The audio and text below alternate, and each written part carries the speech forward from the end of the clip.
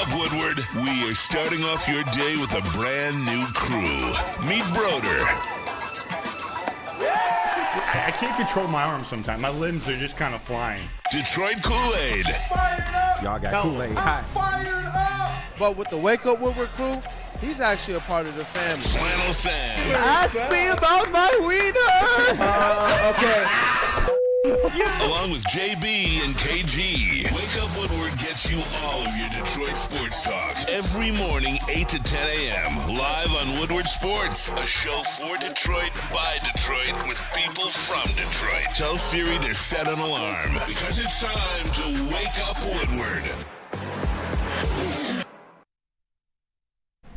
Hey, what is going on, everybody? Welcome to Wake Up Woodward, live on the Woodward Sports Network. I am Flannel Sam. Kool-Aid will be here in just a couple of minutes. We've got KG in the audio booth, Chase in the chair, and JV in the TD booth. It has been a long time since I've done a show with Chase, so it's good to see you again, sir.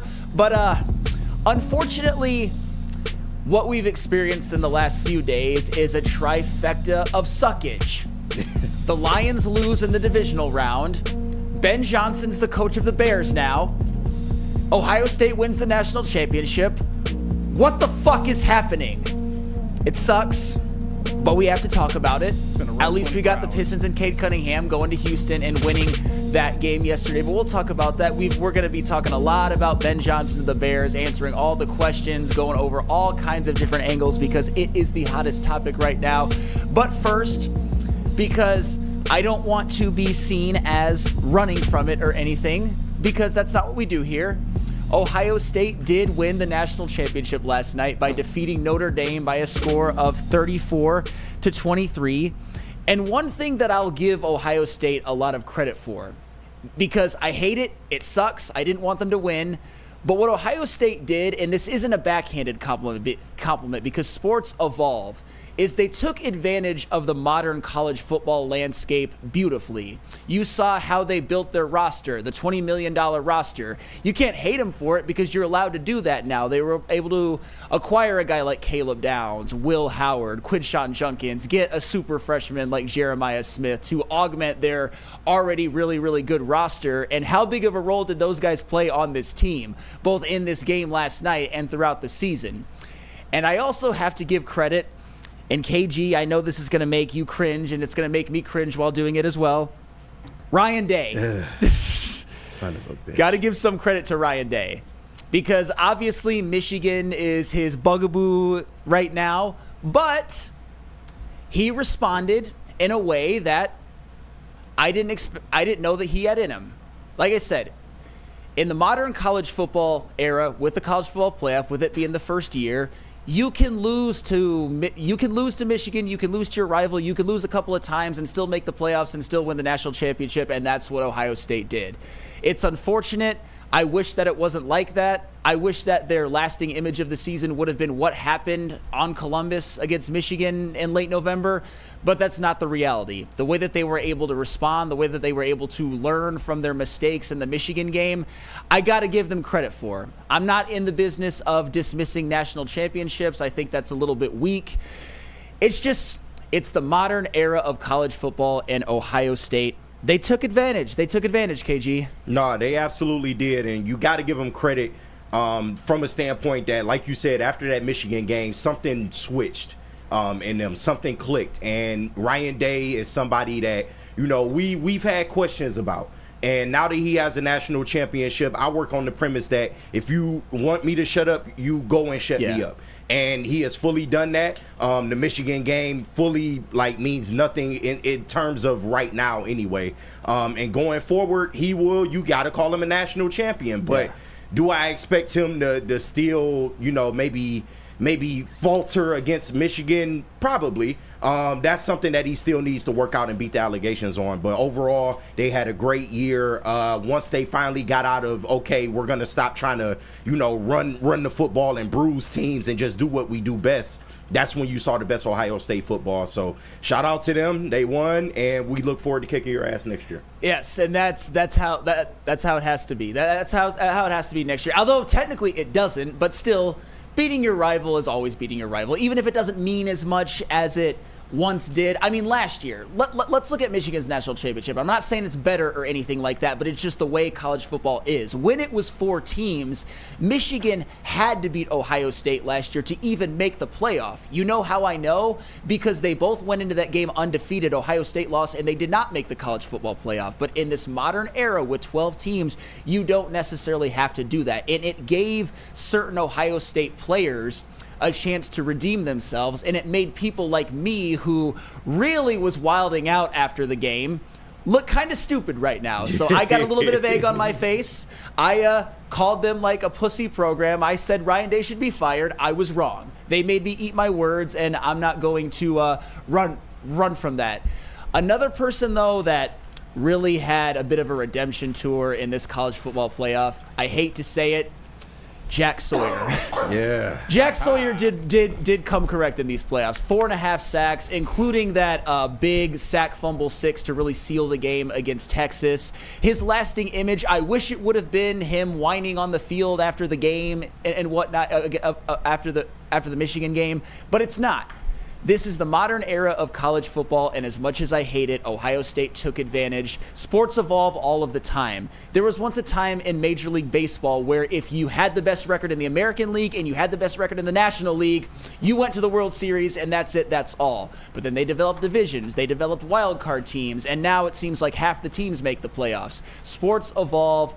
We all wanted the college football playoff, and unfortunately, the consequence of that is Ohio State getting to have 2 losses, getting to lose to Michigan, but still win the national championship. But that does not diminish what they accomplished. One more guy that I want to get to before I pass it over to you, Kool-Aid, is a guy that I mocked at times, a guy that had a really bad performance against Michigan, their quarterback, Will Howard. Will Howard had a hell of a college football playoff, 10 touchdowns, 2 interceptions.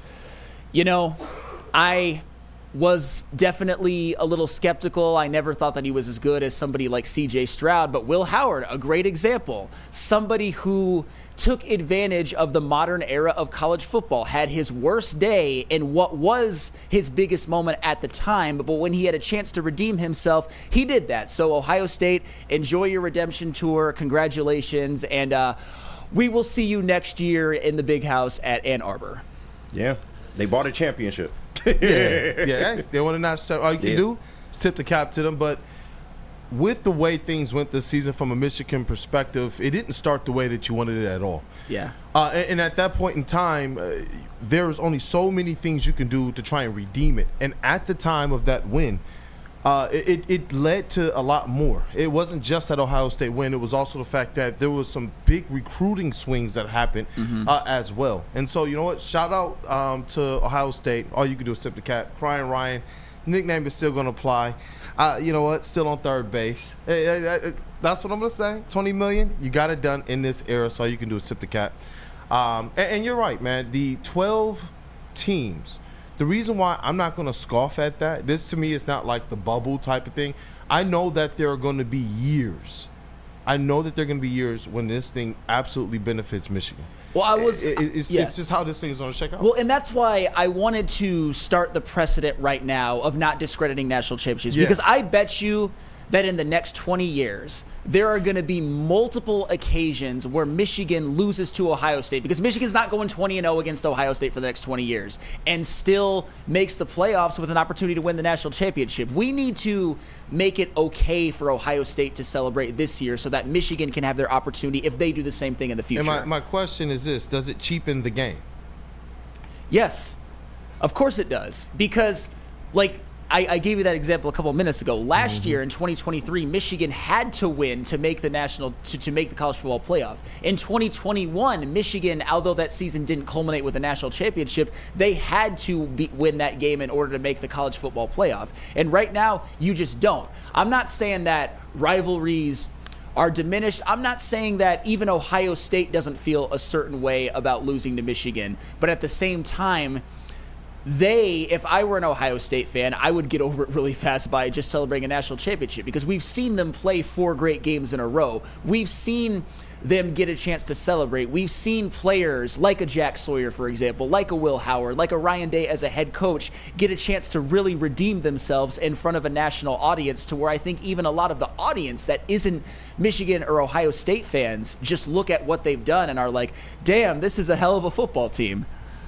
Yeah, it's going to be interesting to see how this plays out, because I do believe it lessens the importance, but knowing that these two teams still have opportunities, whether they win or lose, to match up again, potentially, I think it does heighten things. I do, but it's going to be interesting to see how it shakes out from here.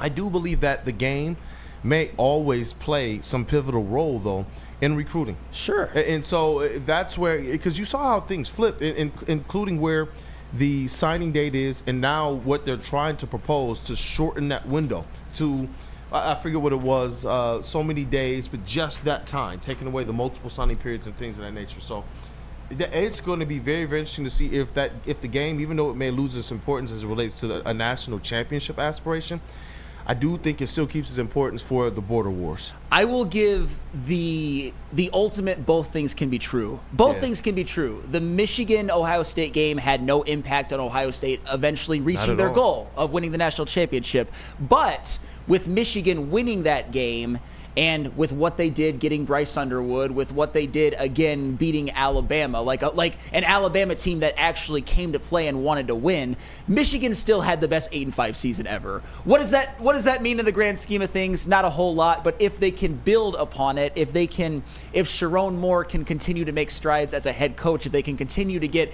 NIL and recruiting wins and transfer portal wins, this season that they had 8-5 following a national championship, it could be a springboard to something even better. And JB, I know I've seen you say this in the group chat.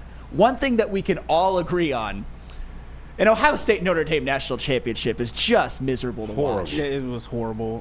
I don't know how much of time you guys spent watching it yesterday, but I spent a good second quarter on watching it. I'm just past the half. Just past the half. Like I tried to sit there and watch it, and it didn't go well for Notre Dame that first half. They started to kind of inch ahead a little bit that second, but it was just brutal to watch, just because of the simple fact that, look, we don't like Ohio State as it is, and I think the Notre Dame fans are just insufferable. Like, if they would have won last night, we wouldn't have heard the end of it as it is, but overall, it was an okay game. Like, I probably should have just switched off and watched Raw as it is anyway, so now I got to go back and watch that. But, I mean, it's football. I at least wanted to see some kind of football happen that day, given what happened this past weekend. So that's just me. Yeah, well, you know what? Ohio State gets their flowers. Congratulations to them. But enough about Ohio State. I think I gave them as many flowers and as much glazing as I can stomach. But yeah, because I got these in my hand. Yeah. You know why? Because I know there's a segment on there. I can't wait to get to it,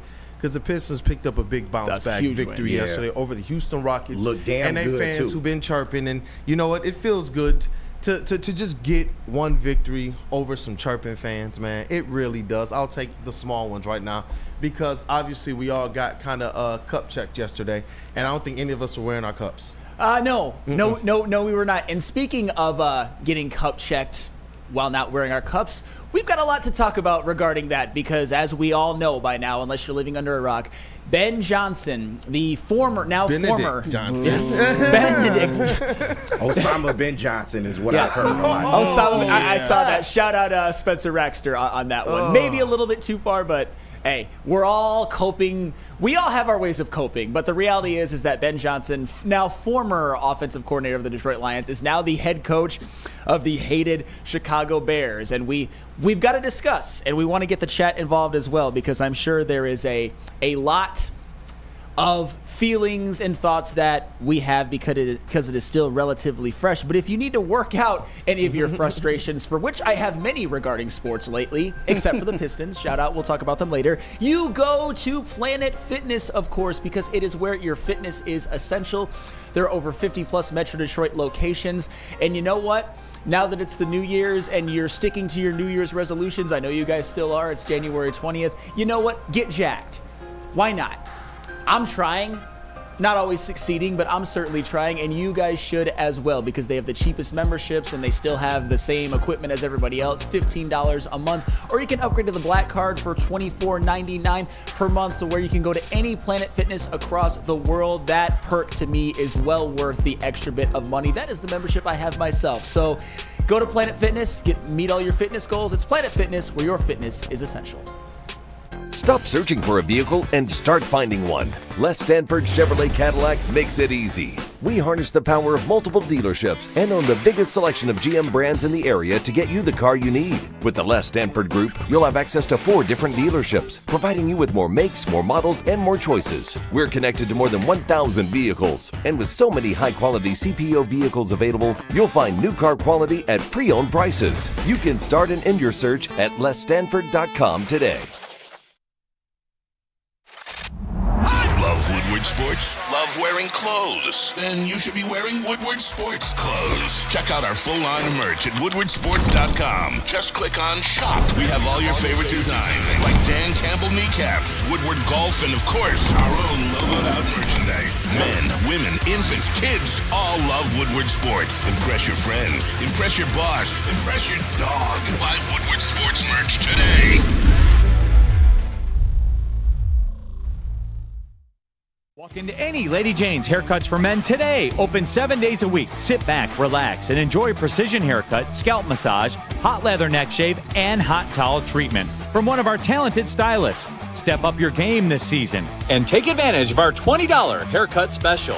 Scan the QR code and get your coupon today. Lady Jane's Haircuts for Men, the ultimate haircut experience. Open 7 days a week. Walk-ins always welcome. Lady Jane's Haircuts for Men. It's wicked awesome. Somebody say merch. Look, head over to woodwardsports.com right now. Look, we're still NFC divisional champions, so please go and get these shirts right now. Still represent as much as you can. That belt to ass right now. Grit Detroit football, you know that's not going away no matter what. And you know we got the Dan Campbell speech as well, too, so you can wear that with pride across your chest as well, too. woodwardsports.com, click on that shop tab. New designs every single week for you. Go get swagged out. Go get swagged out. And you know what? Shout out to the Pistons. Shout out to the Red Wings. Both of those teams, I believe, are going to, by season's end, find themselves in postseason positioning, man, postseason play. So shout out to our squads. Detroit sports is on the up and up. But you know what? When you're a good organization like the Lions, things like this happen. I believe that Dan Campbell's coaching tree is going to be, what's the word? Immaculate. I really do. There you go. And for me, at first, I was really upset. But I was like, you know what? No, he's supposed to get a coaching job. My ire really is with where he went. But realistically, just rip the Band-Aid off right now. Get the new guys in their place. And let's just get this show on the roll. That's where I'm at with it right now. And I see here in chat fam, I need you guys to do this as well. Put in the chat what your initial reaction was to the news of Ben Johnson not getting a head coaching job, but in division with the Chicago Bears, and the staff was already put together. I was just like, I was like, bro, I was barely like in that phase of, okay, I slept off the loss. We did a show. And then it's just like, hey, oh no, he wasn't wearing his cup. No, I wasn't ready for that. Flannel. I was saying at the beginning, I think before you got here, that the last few days has been the triumvirate of suckage. You've got Lions losing in the divisional round. Ben Johnson's now the coach of the Bears. Ohio State wins the national championship. It's like, come on, how much more can I take? But hell has frozen over. Hey, it certainly feels like that right now. But with Ben Johnson, I think my initial reactions, I had two. Obviously, number one is FTB. It's unfortunate that just 2 days after, let's be honest, him not having his best day and playing a role in the Lions losing in the divisional round, he takes the head coaching job with the Chicago Bears. It's unfortunate. He's in division. I think personally that he's going to be a good head coach, although that's to be seen. So, and I think that he is going to be an upgrade for the Bears over what Matt Eberflus was and what Thomas Brown was. And that's just me speculating. I got a lot of respect for what Ben Johnson, certainly his football acumen. But yeah, these next however many years, the Lions get to see him twice a season, and hopefully every single time we beat the Bears, we give Ben Johnson some medicine. You have to, man. You have to. This puts definitely a whole lot more fuel on this rivalry, man, on this fire. I was just going to ask JB Smooth because he's usually the voice of reason and a respecter of our rivals. JB Smooth, Woodward Sports MVP, man. Ben Johnson to the Bears? Nah. I can't be respectful today. No, I really can't. This hurt. This hurt more. Not even 24 hours after, we took that L, you just had to, for some reason, go and sign with the Bears. I really just don't understand this right now. And I know he probably didn't want this news to get out as it is, but I think Chicago took it upon themselves to be like, you know what, let's leak this. Let's get this information out because everybody's trying to dance on the Lions' grave. Because they already seen that we're hurting over here. The city's hurting after experiencing this loss. So this is just like twisting that knife that's already been stabbed in our hearts. And it just sucked. This hurt a lot more than we will all ever know. And I'm just telling you right now, Ben Johnson, you are now the enemy. Moving on. Well, JB, I think you are right now, and you represent a lot of people, and I feel that way to some extent as well. But Cody Ingle puts a couple of things in the chat that I think are interesting, and I think he's kind of not directly, but kind of directly talking to somebody like you. I don't think anybody would be mad if the Lions had won out. And I agree with that. If the Lions would have won the Super Bowl, anybody could do whatever they want at that point, because that's the barrier, that's the goal that the Lions as a franchise still haven't won, and it's the ultimate. At that time, it would have been a friendly rivalry in my opinion. It would have been like, you know what, Ben Johnson, well done, but we're here to kick your tail with a smile on our face. But now it's just like, put on the Black Force. And then it's like people clearly needed an outlet for the anger of how the season started. All the anger from Saturday shifted from the Lions to Ben. And there's certainly an element of that. And JB, you sound like you're going through that. But you know what? I can't blame you because it's all our way of coping. And obviously, I started my soliloquy with saying FTB because it's always FTB. And it's even FTB magnified because Ben Johnson is there and now he's the enemy. However, I think this amount of levity is needed at a time like this, and I'm going to try to give it to you guys. It's obvious as there's snow on the ground right now in Birmingham, Michigan, that Ben Johnson deserved a head coaching job, and he was going to take one. He's been arguably the best offensive coordinator in the NFL. In his 3 seasons as the Detroit Lions offensive coordinator, 2022 through 2024, they had the 5th ranked scoring offense, the 5th, and then the 1st, respectively. That's the definition of greatness. You look what happened when he got into the fold in 2021, how much the offense took off with largely the same personnel as they had before. You just add Josh Reynolds. That wasn't even a great roster back then, but he really kind of seemed to, him and Dan Campbell, unlock Jared Goff and unlock Amon-Ra St. Brown. And we all know how huge that has been for the Lions, for the Lions franchise over the last few years. So he certainly deserved a head coaching job. If I'm the Bears, that's somebody who I would have wanted. And I think right now, when you're looking at what's going on in the NFL, one of the most attractive archetypes for a head coach, especially for a team that has a young quarterback who I think was mismanaged to some extent last year. You want that young offensive mind. You want to find the next Sean McVay. You want to find the next Kyle Shanahan. You want to find the next Zach Taylor. Hell, you maybe even want to find the next Matt LaFleur, who we can clown Matt LaFleur all we want. We can clown even Kevin O'Connell as much as we want. The Bears would cut off a limb for somebody like that, and they hope that they found that in Ben Johnson. So FTB as always, but at the same time, it's a testament to the Lions. It's a testament to Ben Johnson that he was able to elevate his profile to where he is an NFL head coach after just 3 years as an OC. And it's a testament to the Lions being a successful franchise that their best coordinators are getting plucked. Did you know that Ben Johnson is the first Lions coordinator to get hired for a head coaching job immediately from the Lions since 1963? That's mind-boggling. That's insane. But that's one of my other takeaways. Ben Johnson deserved a head coaching job. I just would have rather have been somewhere, not the Bears. Yeah, that's where it probably hurts the most, is that the job wasn't completed. The job wasn't finished. You left things incomplete. and then you go to a division rival to now challenge what we were building in this NFC North. That to me is what just makes this thing feel to a point where I'm just like, yo, Ben Johnson is on. It's on site. That's how it feels right now. KG, I see you over there, brother. I love the Tigers hat, by the way. Thank you. But man, dog, how'd the news hit? I mean, I don't necessarily feel like everybody else, and y'all know I've been in like a very zero tolerance move since the Lions lost, so just bear with me. But ultimately, it's not that he left, it's where he went. Now, this is life in the National Football League, and trust me, I love a good conspiracy theory, y'all, and I'm not mad at how anybody feels about the situation. I get it. I'm a fan. I do understand he's going to the enemy. I totally understand that. But we got to look at this a little bit logically. This is life in the National Football League.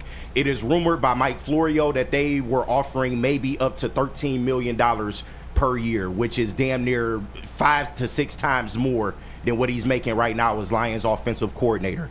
I understand y'all felt like that he sabotaged the game or he threw the game, but let's be real about it. He is just the offensive coordinator. J-Mo didn't have to go out there and throw that pass. Jared Goff could have just fell on that 3rd and 1 instead of trying to make something happen and fumbling the ball. Ben Johnson didn't throw those interceptions. So I do understand that aspect of it. And you think he would really throw a NFC playoff game to get an additional, 3 weeks when he's going to have a whole offseason to get his team together? So I do understand the sentiment. I don't think he's throwing the game by any means. I think the Lions were prepared for this. I think this is something where the organization knew that both of the coordinators were up for jobs this year, and they're going to wish them the best. There's no animosity. It is what it is. But make no mistake, you are in the Lions' way now. Twice a year, we got to come put belt to ass each time we see you. So for that reason, and for him going to the Bears, I do not wish him well. I do not wish him luck. And I hope that every time we see you, we bury you in the ground. I do. When you look at the fact that the Commanders on their side, some of their guys, they were rejecting head coaching interviews until after the playoffs. And so when you do compare and you contrast it with the fact that we just lost to that team, that's where I have to push back just a little bit. If you're sitting here with opportunity to go to the Super Bowl, these are your expectations, and you know that the offense has to be on 150 because you have to pick up the defense, I think that you needed to make sure you threw everything in your power at it, especially if this was something already in the bag. But this was the biggest secret let out of the bag for like years. I get it. We knew Chicago and Ben Johnson. Then just put everything you have to into this. Every single thing. But who's to say he didn't know? So that's what I'm saying. I understand, yes, it wasn't the best coached game. I'm not absolving him of any blame for what happened on that football field. But to say that he went out there and sabotaged when he doesn't execute I'm not the saying play, that he sabotaged. That's not at all what I'm saying. That's where I get off. That's all I'm. That's where I get off. To those people, no, I don't believe that he sabotaged. I believe that you can self-sabotage though if you fail to prepare. And if you had 2 hours, 4 hours, 8 hours, however many hours worth of interviews to go and say, you know what, it's a Super Bowl for the city. We're all sitting here talking about the magnitude of what that would be for the city. Then everybody should have had that. It shouldn't just be on us. No, because I'm tired of this aspect of fans being reprimanded for things when all I want is for the team to put every single effort towards that. That's the reason why the Commanders people did that. There's a reason why. When there is a delineation, we are able to call it out. And if you have an opportunity to go out there and say everything on the line for the Lions, especially when you know it's already in the bag, just afford us that opportunity. And I understand that's that, what but you're paid for. They had 2 weeks to prep for this game. And while I then do it shouldn't have looked like that then. I understand I'm not the interview part of it, but I get you. But that's like saying shut up and dribble. That's like saying he can't walk and chew gum at the same time. No, it was in the bag. He can know that he's going somewhere and also prep for a game. He's not going to throw an NFC playoff game that only helps his career. I'm not talking about throwing an NFC resume. playoff game. You got to stop talking to me as if I'm talking about he sabotaged it or anything. All I'm talking about is give every single hour you can to us, not to the freaking Bears. That's what I'm talking about. You took interviews with the Jaguars and other teams. And I understand that's all I'm talking about, I can't bro. sit up here and say he didn't do that. I can't because we know he took the interviews. I can't sit up here and say he didn't do that. So during the interviews, he was working on Lion stuff? You have to. That's the job. During the Bears interview, he was doing an interview with the Bears. No, but Lions fans act He's like not this in the is interview with exclusive the Bears to going over, us. hey, you know what, Bears, we're going to do this. Well, what plays should we go over? No, but we can't act like this is just exclusive to us. This happens across the league. Except for not for the team that just boat raced us in our house. If this was a problem, Not the for the team that NFL would just not raced us in our allow it. house. If this was a problem, the NFL wouldn't allow it, period, point blank. This is not exclusive to us. We're a good team I'm not now. talking about. We have sought after coaches. This is what happens. I am talking about for everything that this meant. It's not about if it's exclusive to us. This is about the fact that this was a window to win a Super Bowl with these coordinators that we glazed all season. Yeah, I understand all that. season. And so it didn't happen. So all And I'm it saying, didn't happen. So all now that they I'm gotta saying is- reload. all I'm saying is this. Just give every single hour you can to this team while that is the context. This context wasn't the first year or even the second year that we were here. This was the context of, you know, that you're probably out this door. The chance of him out that door after the season, whether it was Super Bowl or not, was 99%. Everybody could have bet their house on it, man. Everybody. understand. So all I'm saying is just give everything that you can to it. No, you But raise listen- ticket prices. Fans, that's what I'm talking about. When we I get contrast, that. it's about But what they're asking us to do as fans. that's not on him. Because I know what my life was this year. That's not on him, though. It's on the you know what? It is on him. He gets to get up and make a decision to say exactly what the Commanders people And did. AG is going to They make get the same opportunity to say decision, that. and he didn't execute in the game either. You going to crucify him the same way? I am, if that's what he was doing. Put every single hour into it, man. This is what the context was. I get it, bro. I really do, bro. But we just got to be realistic about this shit. They have to reload, bro. This is not exclusive to the Detroit I know Lions. they will reload. I'm not talking about that. I have full confidence in what this organization will do moving forward because Dan Campbell has been the one to set these people in these positions. He's been the one to go and make all of these different changes and tweaks and things. I have full confidence in who Dan Campbell is as a manager of this team and of those coaches. This is just Then why about are the fact. we freaking out? I'm not freaking out. This is just how I feel about the situation. I get it. This but is about our initial reactions, and I'm just sharing that. Let's look at this realistically. He skipped the coaching cycle twice to remain here as the Lions offensive coordinator. To get the job done. And yes, and unfortunately, he did not do that. But he is at a position in his career now with the money that is being offered. This is life-changing fucking money. So I can't necessarily blame him. They made him an offer he couldn't refuse. It's not like we didn't know the Bears weren't linked to Ben Johnson this whole time. That's all I'm saying. Yes, it sucks as a Lions fan. I didn't want to see him go to the motherfucking Bears. Nobody did. But now that he's over there, it's up now. You the ops. It is what it is. I expect this Lions team to reload and let's keep this shit moving because I think they are more than just an offensive coordinator. I think they are more than just a defensive coordinator. You have the right people up top. You got the right people in the head coaching room. That's a different conversation. And I than the one we're expect them talking to about be right able now, to though. reload. I agree with all of that. That's not the conversation we're talking about. When it is that Cliff Kingsbury won't take head coaching interviews until after the Commanders season, that's what I'm talking about. When that's the articles that's out there for the team that just beat us, that's all that I'm saying. Why would he make that decision? If you're telling me that it doesn't matter, then why is he making the decision and why are they having unprecedented amounts of success? All I'm saying, and I'm not saying this, I'm not saying that he threw the game. I'm not blaming him for what Jared Goff does or doesn't do. All I'm saying is just put every single ounce into this thing. Just But the same way. we don't know if he didn't do that. All I'm saying is KG. That's an assumption. Oh my God, it's not an assumption. If it's confirmed that he went on several different interviews, not just But with you the Bears. can do two things at once. You had 2 weeks. KG, It's not like they had 3 days. They had 2 weeks to prep for one team. KG, I think But go ahead. what he's getting at is that you could tell his whole heart wasn't into this game, especially given the interviews We and can't getting say that, and getting dog. his staff all set for the future. Because if he wins a Super Bowl, then we don't talk about that. It didn't go the Lions' way, but I can't sit up here and say he didn't give his all when I don't fucking know that. You know what? Flat out. You know what? This has been an amazing conversation. I want to continue this, and I'm cool with just letting you guys talk it out. But we got to go to break. I want to get your perspective on this though, Yeah, because all right, cool. you know how the National Football League works, and I'm just not ready to go up here and say he didn't give his all. You know, but the execution, Kingsbury the in the execution didn't National work Football out. League? Hold on. I get that. Is he? We got to get to break. Yeah, go ahead, Sam. I'm sorry. We got to get to break, and we can continue this the whole rest of the No, show, for and real. we're gonna This is open the up the whole show phone right lines here. as well. We want you. You can all get your This shit is up. the You can whole all show. get your therapy session. Before we go to break, though, really quick, I just want to read these super chats. Jason Kenyon, thank you so much. Dan was successful as the play caller before Goff. Goff even had remarked how calm and cool Dan was on play calls. Dan was in his bag before Ben. Let's see what Benny Boy can do.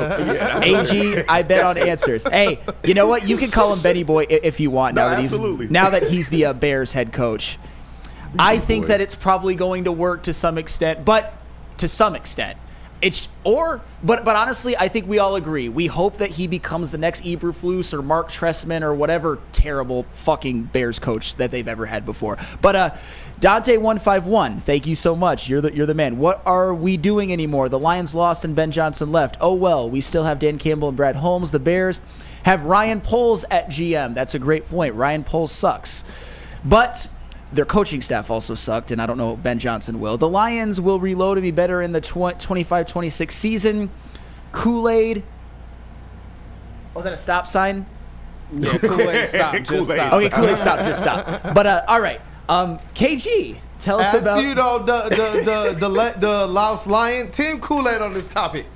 We gotta be fair. Right. And I'm mad. I got me and my boy going at it. The Lions got us fucked up, bro. Like, this is crazy right good now. banter. This is wild right now. Fucked up. Tell us about 1800. I will tell you about 1800. And listen, I'm in a drinking mood. I'm ready to just drink all my fucking sorrows away. So you should do that at home with 1800 tequila. It's the official tequila of Lions, Woodward Sports watch parties and post-game show.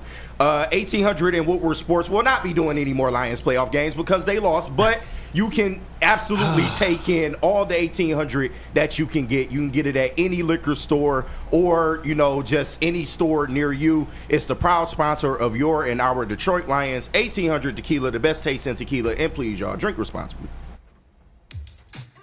How do people feel about getting a Planet Fitness membership for $15 a month?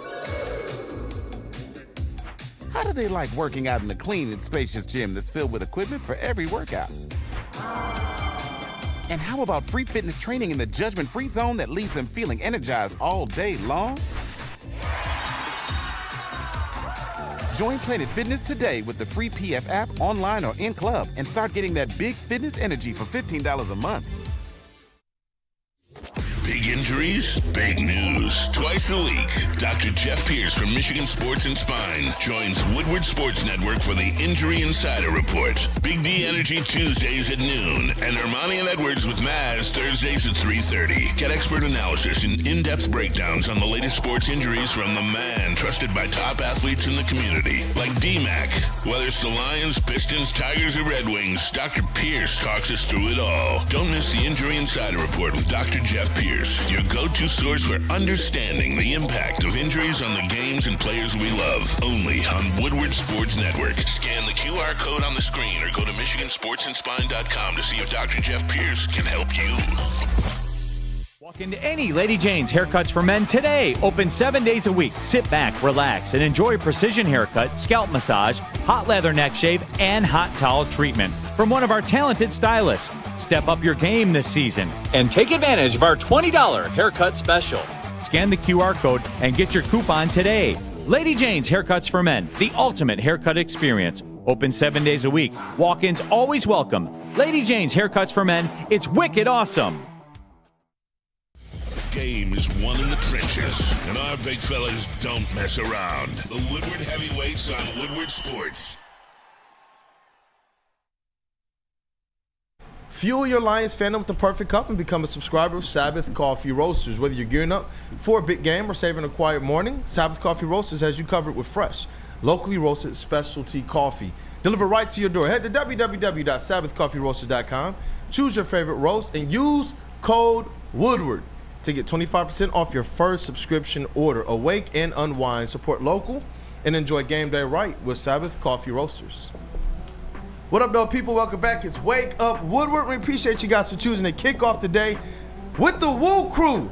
Lions got us feeling spicy this morning, man. Got us feeling spicy. Yeah. I'm gonna be in my feelings just a little bit. I don't even care. I think we all are. I don't even care. I just, but you know what, man? Man, next time we just gotta lead off with Pistons victory. I don't even know if that's we started with Ohio State winning the national championship and Benedict Johnson, but it's the news.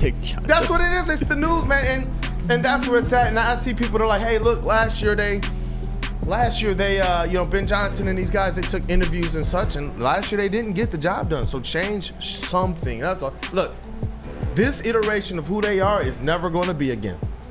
Yeah. This was a great shot at being able to win a Super Bowl. But you know what? Like Dan Campbell said, they will reload and they will be back. Flannel, we got to get your perspective. And I don't know if we're getting Cavassier Chase, GPT, Spicy Chase, one of the above. Yep. But we will see.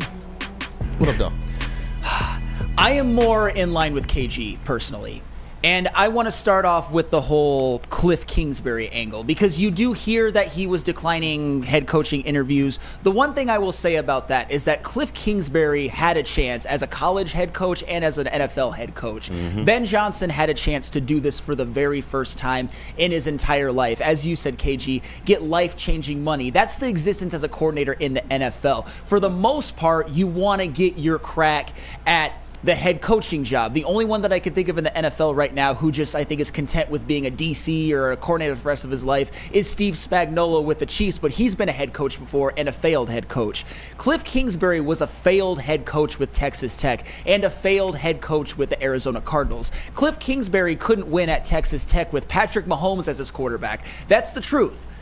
Texas Tech had a losing record with Patrick Mahomes as their quarterback, and Cliff Kingsbury was the head coach. And as I said before, it's just when you're a coordinator in the NFL, you want to reach that next step. Ben Johnson had earned an opportunity to interview for head coaching jobs and ultimately get one. And of course, as a fan who saw that Ben Johnson didn't necessarily call his best game, I do feel a certain way about it. But as I said on yesterday's show, I will say this until, they put me 6 feet under.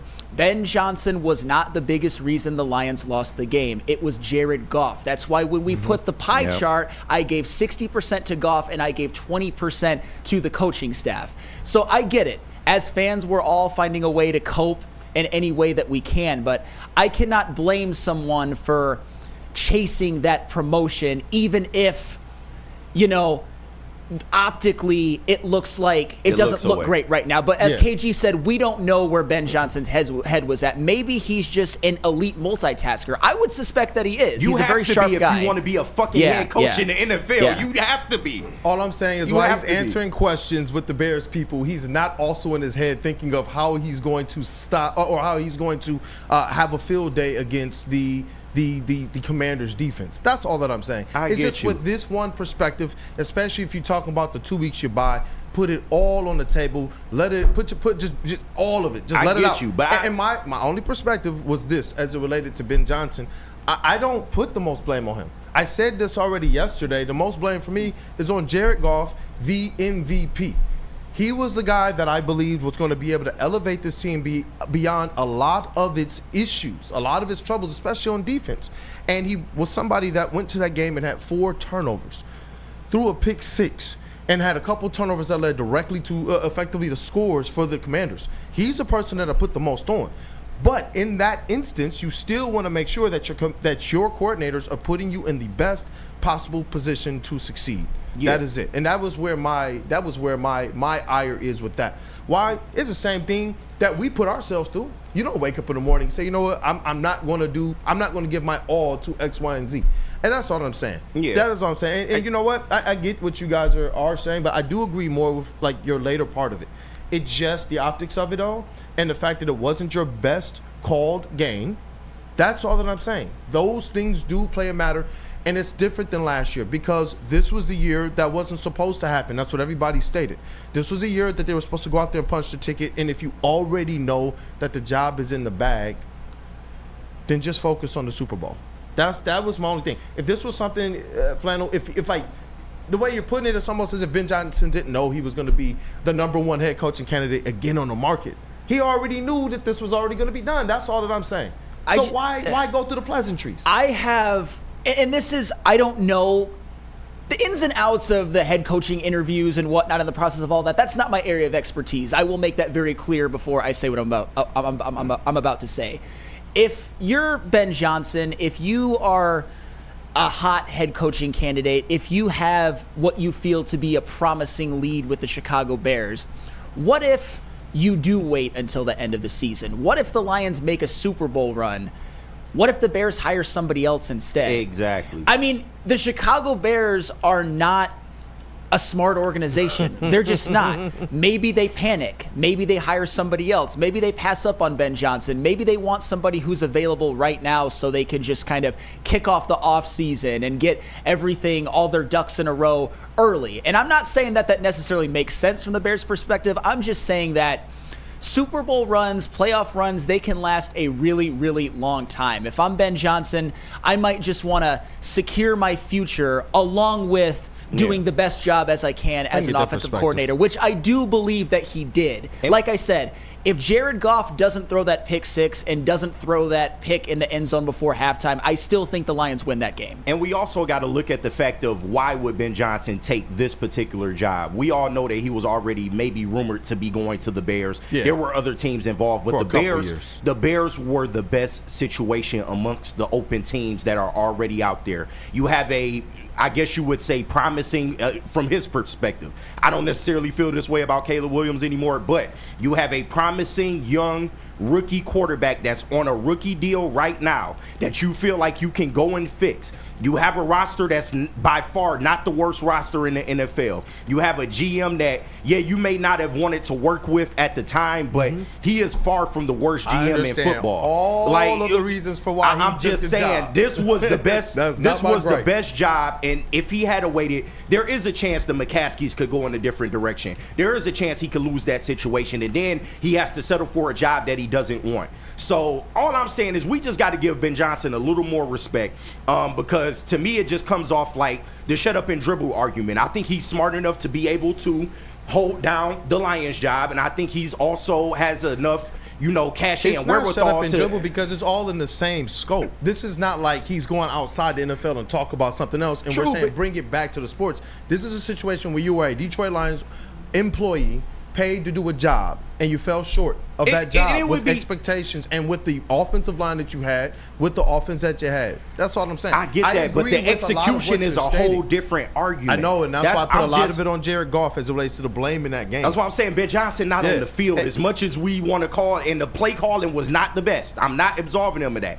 but he's not on the field to execute. So I get that, but that's an execution argument. And to me, it's just like Ben Johnson, he deserves this opportunity, like flat out. He's been one of the better offensive coordinators in football. Brother. He deserves this opportunity. Agree with but we got to kick his head in twice a year. And that's what it is too. now. I see Cody Ingle. He said, Kool-Aid, you're going to be pissed at AG when the Jets announced the job today.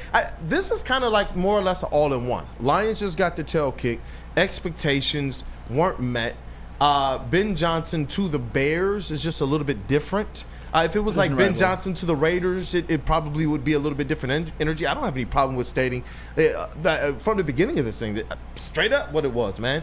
But when Aaron Glenn is announced, there's a lot of hot air that's already being let out the balloon right now. At that point in time, copy, paste, applied to Aaron Glenn. I think this was just the first shoe to drop. That's why what I'm we're saying. taking and it that's why so people are right upset. Now. Yeah. It would have been the same way if they had a loss in the next round. It would have happened the same fucking way. And it's not like this is the first job he jumped on. Like, he literally waited 2 years to become a head coach to try to get the job done here. I can respect that. It's not like he just hopped on the first thing fucking walking. I mean, but I think that's also what makes this a lot harder to deal with in the tape, because last season he was flirting with interviews as well too, but came right back to us stating that he's got unfinished business. He loves this team. He loves this city. All because you didn't get the offer that you wanted from Chicago. Now you got it. If you would have just been straight up and just said, hey, you know what?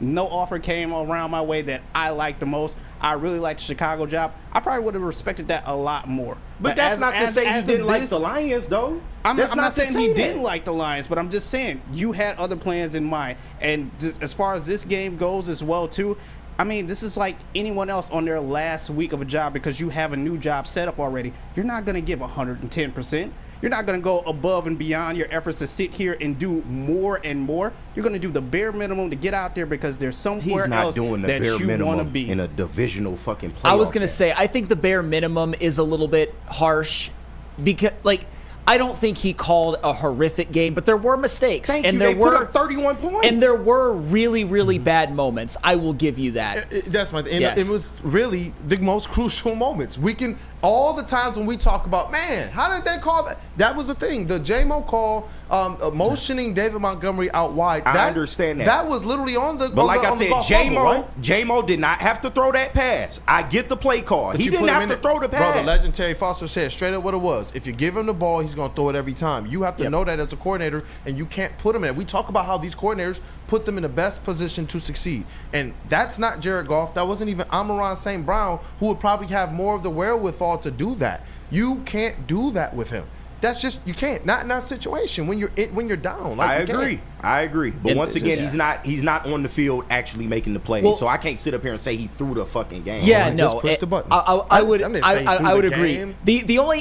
The only thing I will say about the whole J-Mo thing is I'm more in line with Kool-Aid and Terry Foster. Jameson Williams is not a quarterback. He never was. He never will be. And that's more than okay. He does his job splendidly as a wide receiver. When you're asked to make a decision like that, when you're tasked with making one of the biggest throws of the game, you can't put that in the hands of Jameson Williams. You just can't. And that, to me, was Ben Johnson's most egregious error. But at the same time, I'll always go back to this. You're not down by 10 if Jared Goff plays more clean. And I still think you win this game. But before we... Hold on, dog. Mike G. Kool-Aid, when you go to the, I'm just going to say the flagship, we ain't going to hate on you. Yeah. Hey, you know what? Let's just say Kool-Aid had opportunities. And let's just say, whether people think it's dumb or not, Kool-Aid loved it right here. Let's just say that.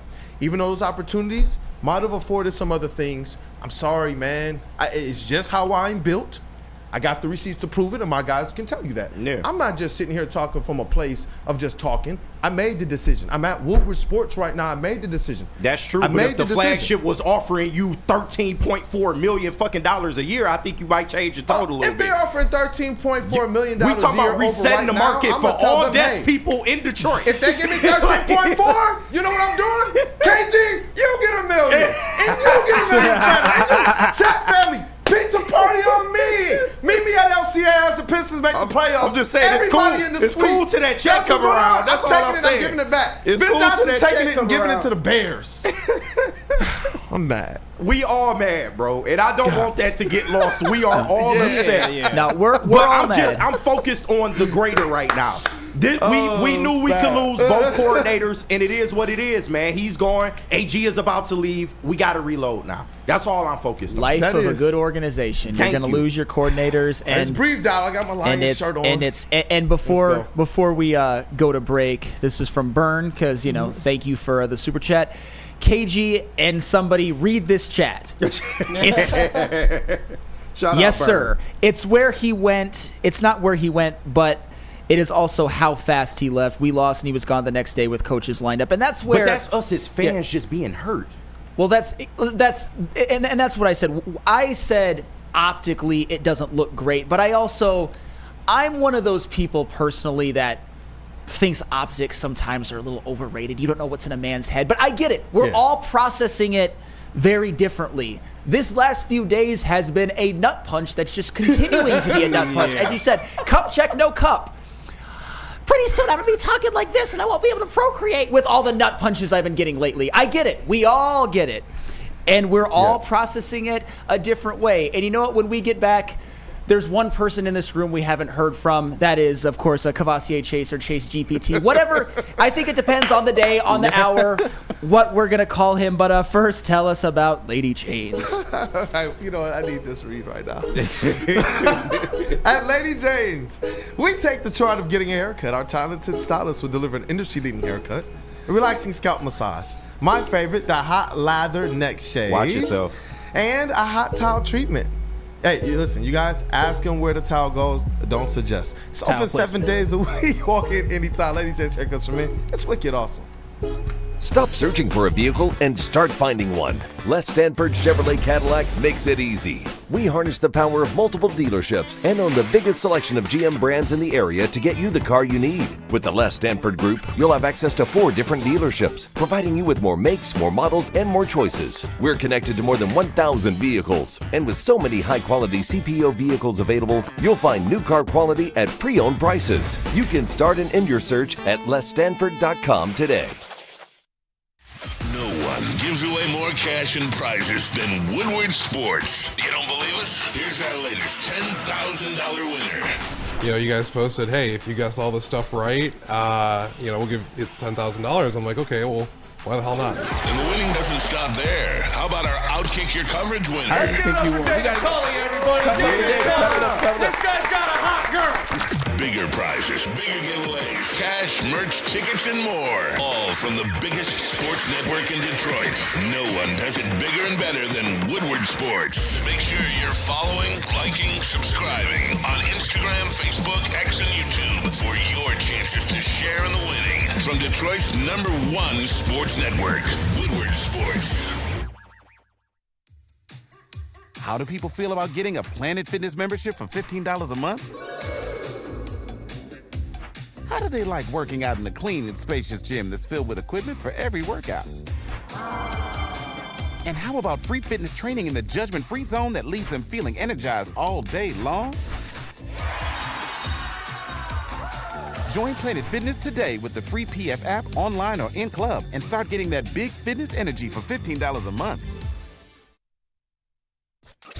A ton of fun, a ton of sports, and a ton of man meat. Welcome to the Woodward Heavyweights, live daily 5 to 7 p.m. on Woodward Sports.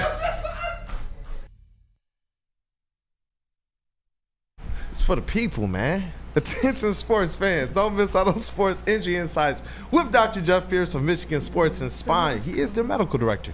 Join Dr. Pierce every Tuesday during Big D Energy and Thursday during Ermanni and Edwards, where he's offering you top-notch injury advice. You got to trust, you got to DMAC trust, because Dr. Pierce is here to keep you in the game performing at your best. For more information, visit MichiganSportsandSpine.com or call 248-426-9944. And welcome back to Wake Up Woodward. You know what, KG?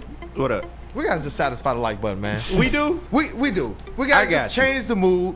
We got the woo side out. Ben Johnson is now in the rear view.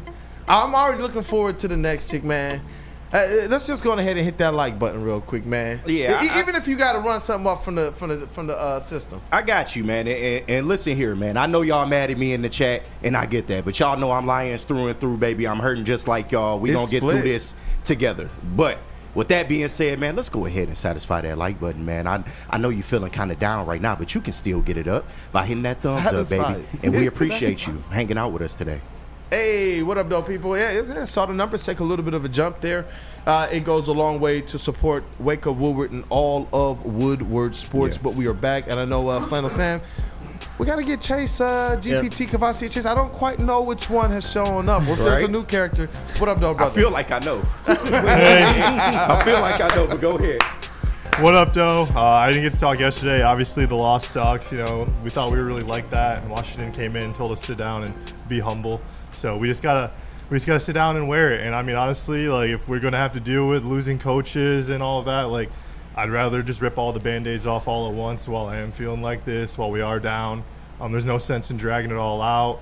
And so, you know, obviously it's still going to suck, and the pain from the loss isn't going to go away soon. But let's all remember it's still one pride. You know, we all care about this team, and we don't want to get too divided as a fan base. You know, this is going to be something that only, you know, makes next year that much sweeter. You know, we got to use this as motivation. It's how you get back up and you respond from losses that really defines you and defines this team. And they've continued to respond, so we're gonna have to wait 7 or 8 months before we see how they respond. But you know, I trust in Dan Campbell, I trust in Brad Holmes, and you know, like I said, it's still one pride. Dang, Cortez, I like the what you said there, man. But Cortez, Whitlow, KG, and Sam makes sense. Kool-Aid on that beer. Okay, dang, Cortez. Good morning to you too, man. Good morning to you too.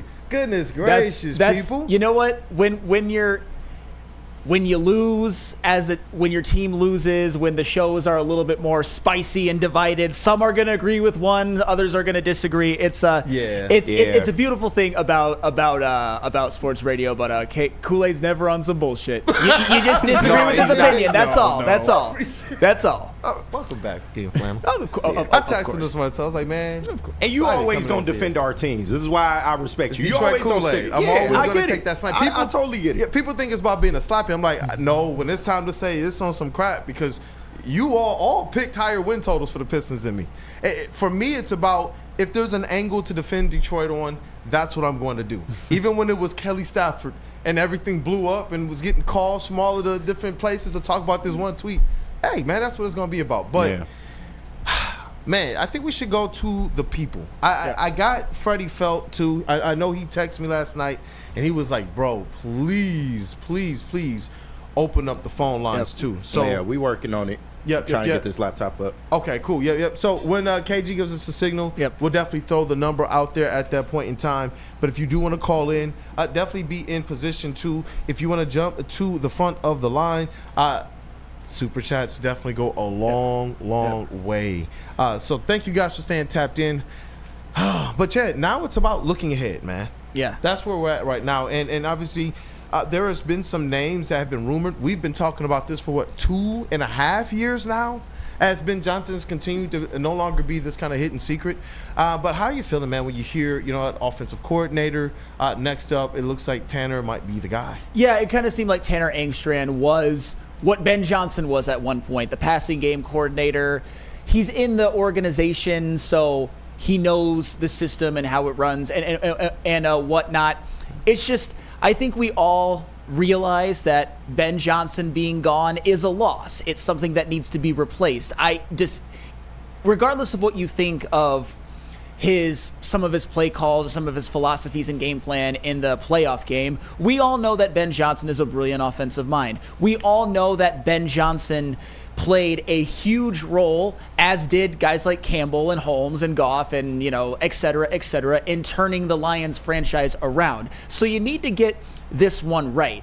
When you look at the great quarterbacks in the NFL, when you look at even some of the all-time greats of the past, you usually associate an offensive mind with them. So when we talk about Ben Johnson so glowingly, when we talk about Jared Goff, it's not to diminish Jared Goff. It's that usually they go hand in hand. When you look at Jared Goff, he had a lot of success with Sean McVay and Ben Johnson. When you look at Patrick Mahomes, you can look at Andy Reid. When you look at Joe Burrow, you can look at Zach Taylor. When you look at Lamar Jackson, you can look at Greg Roman and then Todd Monken. When you look at Tom Brady, you can look at Josh McDaniels. So the point in all of that is that you got to get this one right, because if you don't, I'm not saying the Lions will take a huge step back. I'm just saying that Ben Johnson was one of the best. It's going to be tough to replace him, but you gotta be prepared for something like this, because it was always going to be this way for such a great coordinator. You're going to you're going to lose your coordinators. You are, and so how paramount is it for the Lions? I see Steve DeYoung in the chat hoping to keep Tanner Engstrand and Hank Fraley, offensive lines coach. How paramount is it for them to not just retain but effectively elevate both of them as high up the organizational chart that they can? I hate to say this, but imperative, only time will tell. Who knows if Tanner Engstrand is prepared to step into that role? Who knows if Hank Fraley is prepared to step into a bigger role? We all know what he can do as an O-line coach, but you just never know. And this is why losing coordinators is sometimes so difficult. And for the record, I hate to keep bringing this example up, but I think it's paramount. You look at the Philadelphia Eagles. They had great coordinators in 2022. They lost them. They took a bit of a step back in 2023 with Brian Johnson and then what's-his-face was, who was then demoted for Matt Patricia. And then this year, they got Kellen Moore and Vic Fangio. For the record, I think Dan Campbell is a better leader than Nick Sirianni. I think he's probably a more astute mind, but coordinators are important, especially when you see how big of a role that both Ben Johnson and Aaron Glenn, who were presumably going to lose, played in the Lions' success, not just this year, but in years past. Oh, yeah, definitely. And for me, one of the biggest questions is not necessarily who they hire, but what is the philosophy that they are going to lean on as they move forward? Because, yes, when you bring in a David Montgomery, he was a lead back type of a guy, but it was also to complement and give a little bit more to Jared Goff, not just as a running back, but also as a chip blocker and things of that nature. But when you look at the emergence of a Jahmyr Gibbs, now you're talking about a guy who's getting more yards per carry no matter where he's running than David Montgomery, and he has that opportunity to hit a home run every single time. And now we've known several times this year, a couple games where the offense struggled is because they went away from the identity of the run. And as we saw Jahmyr Gibbs kind of get the opening in David Montgomery's absence, we saw that giving him the ball was just the right thing to do every single time. Is it time for the Lions to switch to an offensive philosophy, no matter who's the coordinator, that maybe favors more of the run rather than more of a Jared Goff running the show? I mean, I think for a lot of the season, they did favor the run. It's just, they got behind in the divisional round and maybe felt like they needed to score quicker than they even had to, or maybe they were afraid that they couldn't get stops on the other end and they just had to keep playing catch up for the whole game. When in reality, when you're only down by 10, when you still have time, you can keep riding the run game, which was so successful, especially with Jahmyr Gibbs. But here's the good news. If you want some good news, for which we haven't had much in the last couple of days, regardless of who's offensive coordinator, and this is not taking anything away from Ben Johnson, the personnel is too good, I think, for the Lions offense not to be elite in the next couple of years, at least, barring injury, of course. Yeah. You have Jared Goff, who's a proven great quarterback in the NFL. You have Jahmyr Gibbs, who's quickly ascending to conversations where you could argue him at 3 behind Saquon Barkley and Derrick Henry. You got an all-pro, first-team all-pro, twice now, wide receiver in Amon-Ra St. Brown. You got Sam Laporte. You got Jamison Williams just coming off of his first 1,000-yard season. You've got Penei Sewell, who's the best tackle in the NFL. You've got Frank Ragnow, who is either the first or second best center in the NFL still. Personnel is going to be there. The coach, there's a lot of an element, I think, with the next offensive coordinator and not crashing the Ferrari. And I don't think it was just as simple as that for Ben Johnson, because you saw when the personnel wasn't as good, the Lions offense was still humming. But the Lions offensive personnel is too good, in my opinion, to fail in these upcoming years. Definitely. And what I meant by leaning more on the run, I guess leaning more exclusively on a Jahmyr Gibbs type, like we see the Eagles do with a Saquon Barkley in terms of the carries per game. There is a difference between what Saquon gets in terms of his carries and targets over what Jahmyr Gibbs gets, and that's what I'm saying. You want Gibbs to be the workhorse. Yeah, that's what I'm saying. That's where I'm at. Whoever the offensive coordinator is, I would like to see what Gibbs as the workhorse looks like. Well, here's the good news. Jahmyr Gibbs, I'm pulling this up right now. He got 250 carries this year. That's a pretty good number. Yeah. Like, even as a backup, or backup, but the second back in the offense. He had over 1,400 rushing yards. So I don't necessarily know if there's a lot more we should ask of Jahmyr Gibbs. I'm not saying that's what you're saying. I'm saying that, like, in the modern NFL, especially for a young running back, you don't want to make him a bell cow type too soon. Although I do think in that particular game, when the Super Bowl's on the line, the divisional playoff, you should have done that a little bit more. But I think 250 carries, that's pretty good. The season that he had was just spectacular. He's one of the best backs in the league. And if it ain't broke, don't fix it. I feel like the Lions offense, especially the way they're constructed right now, if you add a few more pieces to the offensive line, keep that as strength, I think they're fine. You got Montgomery under contract until 2027, and until he shows signs of he's just falling off a cliff, then I think you should just keep it as is, because it works. It's worked to this point. It's what's gotten the Lions to this point. So I get what you're saying, and I think that eventually Gibbs will take over that workhorse role, but not in the distant future, no. I will say this, though. I'm seeing a lot of this in the chat, and I agree with this sentiment, by the way.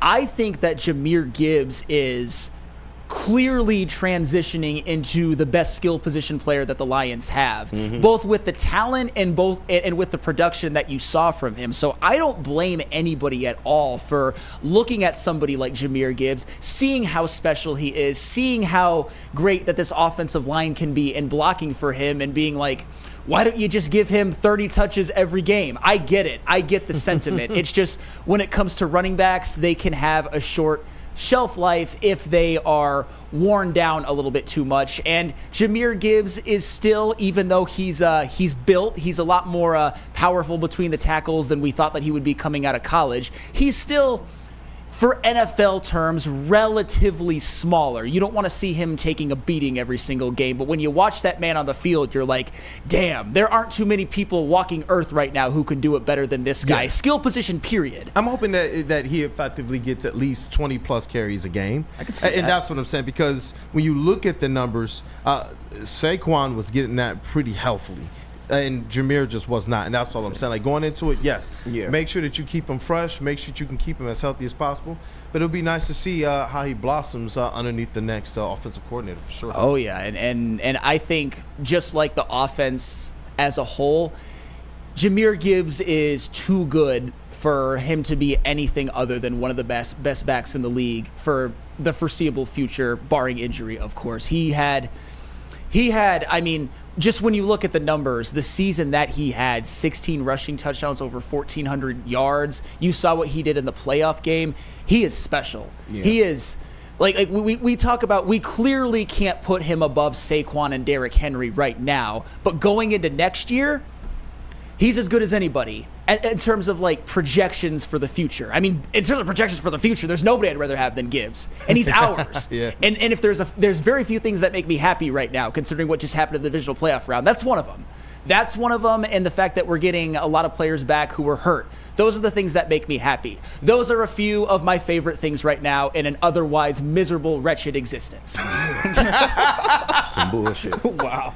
Give me a little bit of time, people. I'm not depressed. I am. I mean, I am depressed, but I'm not like clinically depressed. I'm just Lions depressed. And you know what? And that's got to be fair. That's got to be fair. I ain't got no, like KG apology. Hey, look, guys, whoever out there thinks Kool-Aid just let it go, I'm sorry. But hey, look, we felt how we felt. This is therapy right now. The expectations got dashed, and it was a situation to where we all wanted to believe that this team was going to overcome, and a lot of things caught up to them. And those things happened. Like this was a gruesome season. They showed a lot of grit. They showed a lot of overcoming adversity, and it just caught up to them. Even seeing Amik Robertson walk off the field crying, with the tears in his eyes, because he knew he's done. Like, it was just like, yo, and that's where when you saw Dan Campbell at the podium and he was showing the emotion, he was like, I don't think, you guys quite understand how much these guys have put into this. Like, and that, it does. These guys are putting their bodies, obviously their families, their relationships on the line. And to see it in that way, for at least for us fans who also went all out for this squad, hey, you know what? Maybe we need a couple days of therapy. We do, and we didn't even really touch on this enough that I think we should have, and I'll take the blame for it. But wasn't Amik Robertson going down with that broken arm just the cherry on top of my whole philosophy that the injury gods just kind of boned us this year? Yeah. The game after, Amik Robertson did something that I thought was impossible and effectively rendered Justin Jefferson ineffective by his standards. I didn't think he could do that. I think Sam Darnold missing Justin Jefferson a couple of times and getting pressured as much had something to do with it, but Amik Robertson had really been one of the heroes of the Lions' victory over the Vikings in the last regular season game. And then he goes down, and then we're talking about, Terrion Arnold being CB1, which I don't think he's ready for. We're talking about what's his face that was playing snaps for them in the secondary, who had Maurice Norris or whatever. Yeah. Again, also who on the field doing the 12 men on the field. Yes.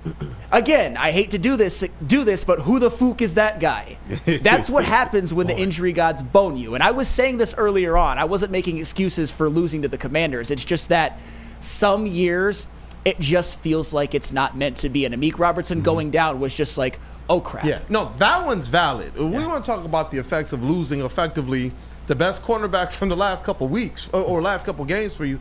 That one is more than valid. We lost him in the first, first quarter, first 10 minutes of the game or so? Or was it a little bit later? And here's the thing. I hate to play the if game because who gives a shit? We lost. Yeah. But do you think De'Ami Brown goes off like he did if Amik Robertson is playing? Maybe he does, but you'd rather have your best available players, and especially when Amik Robertson's not there and Carlton Davis is not there, that leaves a window open for a guy like De'Ami Brown, who's been playing well and is fine, but he's certainly not an elite receiver, to have one of those games where you're kind of one of the heroes for the Commanders right now. Yeah, I see a stick in the chat. Yeah, and you damn right. It was just a 2-hour fucking Zoom call. Like, what are we talking? I get the fandom part of it, but we just got to be realistic sometimes, dog. Like, that's all, man. And I understand it ain't a popular opinion, but y'all will be all right. The chat, I love y'all. Y'all will be all right. You know, let's yeah, we'll like I said, take this time. Be mad at me right now. Fuck it, I don't care. You can be mad. I'll take the slings. I don't care. I'm on that type of time. I don't care. I'll take the slings. And we joking in between the breaks, but the chat mad at you, mad at me. I'm just like, come on. We all mad. Goddamn it. It's real. Like, you could be mad. You could be upset. Whatever it is, take this time off right now to just relax. Lions players go on vacation, but as soon as next season comes, you reload and you get right back to business. That's what it is. Like you said, it's a business. Hey, guess what? We'll move on. Ben Johnson, I'm happy for you, but let's be real. The ship was coming. I hope you and Caleb both fail in Chicago. I'm just being real with that. I wish you the best in the future, but I hope you and Caleb fail in Chicago. That gets me fired up. Hey, is that why we call him the voice of reason? Absolutely. He is the voice of reason. Speaking of the voice of reason, tell us about Caesars. Oh, absolutely. Hey, make people some money, man. I know we need to make some money That's after ultimate all of that, pickup. man. Hopefully you bet on the Pistons yesterday. I know I did. I made some money off the Pistons. Shout out to Super them beating bricked those up right Rockets, now. man. I'm just saying, scan that QR code on screen. Use code word Woodward 1000. You can deposit up to $1,000, but all you have to do is place a minimum of a $20 bet. And you know what? If it doesn't hit, they'll throw it right back into your account with no questions asked. It's Caesars Sportsbook, the official sportsbook of us here at Woodward Sports. Go out and make some money today. Stop searching for a vehicle and start finding one. Les Stanford Chevrolet Cadillac makes it easy. We harness the power of multiple dealerships and own the biggest selection of GM brands in the area to get you the car you need. With the Les Stanford Group, you'll have access to 4 different dealerships, providing you with more makes, more models, and more choices. We're connected to more than 1,000 vehicles, and with so many high-quality CPO vehicles available, you'll find new car quality at pre-owned prices. You can start and end your search at lesstanford.com today. Big injuries, big news. Twice a week, Dr. Jeff Pierce from Michigan Sports and Spine joins Woodward Sports Network for the Injury Insider Report. Big D Energy Tuesdays at noon, and Ermanni and Edwards with Maz Thursdays at 3:30. Get expert analysis and in-depth breakdowns on the latest sports injuries from the man trusted by top athletes in the community, like D-Mac.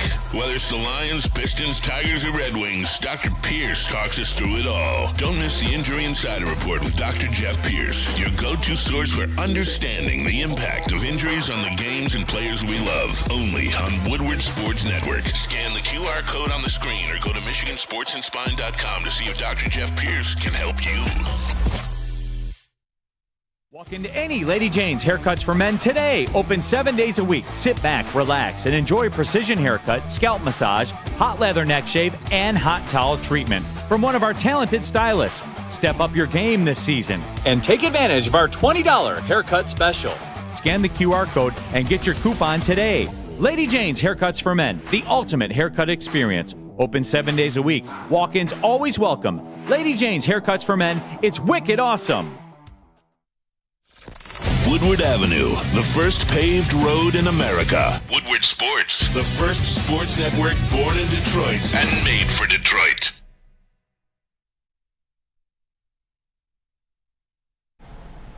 All right, Woodward sports fans, whether you're hitting the game or just chilling, Jars Cannabis has you covered. I need it. I need it too, trust me. Jars is home to Michigan's largest line of recreational cannabis products. They got 27 locations across the state, 9 locations alone in Metro Detroit, so you know there's one always nearby you very soon. Very soon, we got stores popping up in Grand Rapids, Madison Heights, and Milan, Michigan as well, so don't fear because Jars is coming your way very, very soon. It's Jars Cannabis. I know you want to get high. Hey, what up, though, people? Welcome back to Wake Up Woodward. If you guys looking at chat right now, Flannel did drop that call-in number, 313-552-6322. We all got to kind of just have our therapy session. And that's what the bros are for. That's what the chat family's for. That's what WUW Crew is for. That's what we're here for. We're good. We've moved past it. I see the chat as well. about 67% of the people are F. Ben Johnson. The other 33% are, hey, you know what, happy coach, next man up. I'm both. I'm just literally both of those. And now I'm more on the edge of next man up, but we want the phone lines open so that you, chat family, can also have your therapy. So, hey, let's when we get the callers on, definitely let us know. But 313-552-6322. Come on, call us, man. Give us a call. I think the question that I want to ask, though, before we get some callers, which we would love to hear from all of you, is that, do you think Ben Johnson will succeed? Do you understand the appeal of the Chicago Bears job right now? Because I do. I think that they have a young, talented quarterback who had a very up and down rookie season, but also showed enough flashes to know that he's talented. He also had a lot of bad moments and a lot of bad habits. And I think if you're Ben Johnson, you're looking at somebody like Caleb Williams as, you know, a project that you can fix. So I don't necessarily blame Ben Johnson for taking this. I mean, it's the Bears, so we're obviously going to hope that he fails and hope Caleb Williams fails. But I think this is the kind of job where if you're the coach that can rid Caleb Williams of some of his bad habits, if you can create an offense where he succeeds, you're a hero in Chicago. So that's very appealing. Yeah. I think that could be very appealing to somebody who is, I believe, an offensive genius like Ben Johnson. Yeah, it definitely. And it's a little bit gangster about going in the division, knowing that. And going to a Bears team that finished last in the division, knowing that there's a lot of work that's going to have to be done and that you're signing up to literally go. You know that the last couple of years, the road has led through the Detroit Lions in the NFC North. So it's like, okay, let's ride. That's where I'm at right now. And real quick, Dante151, $4.99 super chat. Thank you, because we were wondering, I was asking a question when it happened, Amik Robertson's injury. He said Amik Robertson went down on the second play of scrimmage of the Commanders' first drive that ended a turnovers on down at the 12:30 mark in the first. And what does that tell you? He was basically out the whole game. Out the entire game. That is tough. And then you're talking about, I wonder if we have that type of a 12-man on the field, if it's Amik Robertson, who's going to be one of your leaders on the field and on the sideline and coaching up, even if Maurice Norris or these guys got to go on for a drive. It would have been, I do believe that those types of things have impacts. But we got some people on the line. This is our Feldman phone lines. We got open lines right now. Shout out to Feldman Automotive Group. Yes, sir. Let's get some people on. We got my boy Nolan, I believe his name is, on the line. Nolan, you on Wake Up Woodward. What's up, bro? Hey, what up, though, Nolan? Hey, what's up, guys? How you doing? Hey, what up, though? What up, though, man? Good morning. Good morning. Good morning. How you feeling? What you trying to talk about this morning? I'm just still trying to comprehend that the Lions really lost that game. Yeah, really tough night. I think for everybody. The Pistons winning last night really made it feel better, but I think we really, I think you guys hit it really hard home on Jahmyr Gibbs' point. I want to get him 20 carries a game next year. I want to get a new kick-ass offensive line. I think our offensive line might be getting a little old. Maybe get a new couple people in there, but I think we really gotta get back to running the football more. I think you guys were right on that. Yeah, definitely, man. I think you said some good points there, and I think that the conversation Flannel and I had, it led to effectively putting a number on it, because you're right. Where Flannel was saying you don't want to wear Jahmyr Gibbs out, but you do want maybe a few more opportunities to get that home run hit. Yeah, for sure. I like David Montgomery as much as the next guy, but I think clearly if you watch this season, I think Jahmyr Gibbs should just be the number one running back moving forward. I appreciate what David Montgomery does in terms of setting the pace for the offense, and he's a really good pass blocker. I don't think that gets talked about enough, but Jahmyr Gibbs is better out of the backfield as a receiver as well, and I just think he could be used a little more next year. I get it, man, and thank you so much for the call. But Jahmyr Gibbs, he might not just be the number one running back on the Lions moving forward. He might be the number one running back in the whole bleeping NFL moving forward. He might be our generation's answer to Barry Sanders. I know that's lofty, but he had a Barry Sanders type season this year. He did. He had a juke move in that Commanders game. I looked at KG like, bro, that was Barry-like type cut, man. And it's interesting to see that you get to be able to say those names together, because we haven't seen any of these numbers, and the Lions PR is letting us know since one Barry Sanders. So it's going to be interesting to see. Thank you, Nolan, for the call. Shout out to him as well for saying, the Pistons were a pick-me-up. We're going to definitely talk about them before the end of the show. And tomorrow, understand, people, tomorrow is Woodward Pistons Wednesday. We got Rob Beard on, so we're going to talk that. But who we got next for the Feldman Automotive Open Lines? We got packed lines right now, so anybody that can't get through, just be patient. We're going to try and field as many calls as we can. But we got the homie Terrell Lamar on. Terrell Lamar, you on Wake Up Woodward? What's going on with you, bro? Hey, what up, though, Terrell? One of the OGs in the chat. What up, though? What up, though? How y'all doing? Hey, I'm doing good, brother. How you feeling? We got our woosah moment out. We got the phone lines open for you guys now. Yeah, man. I'm just calling to let y'all know I'm over it, man. We lost. We had a good season. Yeah. It's time to switch it up, though. We get rid of those two coordinators, and do something different. Maybe we got to do something different as a squad, And we still got the core of the team. Shoot, we might go back. Just get ready for next season. That's all. Yeah, that's what it was. I know that's where a lot of KG's energy is coming from as well. And obviously, if anybody wants to linger just a little bit within the emotional, I ain't gonna take that from them.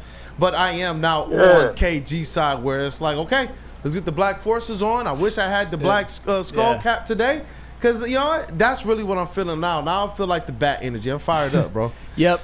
And thank you. Yep. Man. We had a great season. We ain't never seen nothing like this before. So, hey, I know we was all hyped, but shoot, we can do it again. Hey, we got Dan Campbell. We can do it again. I guarantee that. Yep. Hey, thank you so much for the call, Terrell. I always see you in the chat every day. We appreciate your support. Before we get to the next phone call, I just want to read some super chats that we may have missed earlier. I apologize for that. Let's we go. got a little emotional. Yep. Hey, Jason Kenyon, thank you for this. KG and Kool-Aid. This is This is funny because we're going through this right now. I live in southeast Oklahoma. Good to see we got supporters all over. Now supposed to not be cold. It's sub-zero because it's windy on top of these mountains. Worse than no wind and 40 below up north where I came from. This old pro is freezing balls. I certainly was this morning when I went to my car as well. Thank you so much. Jason Kenyon, again, I don't think Ben can fix what was broken, shattered. Talking about the Chicago Bears. If Ben can do this reclamation project, kudos. Caleb Williams was broken in college. I doubt it happens. I hope you're right. I really do, because I don't want the Bears to be a threat moving forward, and I hope Ben Johnson's fired in a few years and Caleb Williams doesn't get a second contract. I think we would all agree with that. And Jason Kenyon, again, making a hey, shout out Jason Kenyon. Thank you, Jason. Thank you. Comparing this to something that happened about a little less than 10 years ago. Kevin Durant could have beat the Warriors for an OKC championship. Curry got the championship. Next day, Durant signed with the Warriors. F Durant. Ben kind of did us the same in that sense. Durant worse.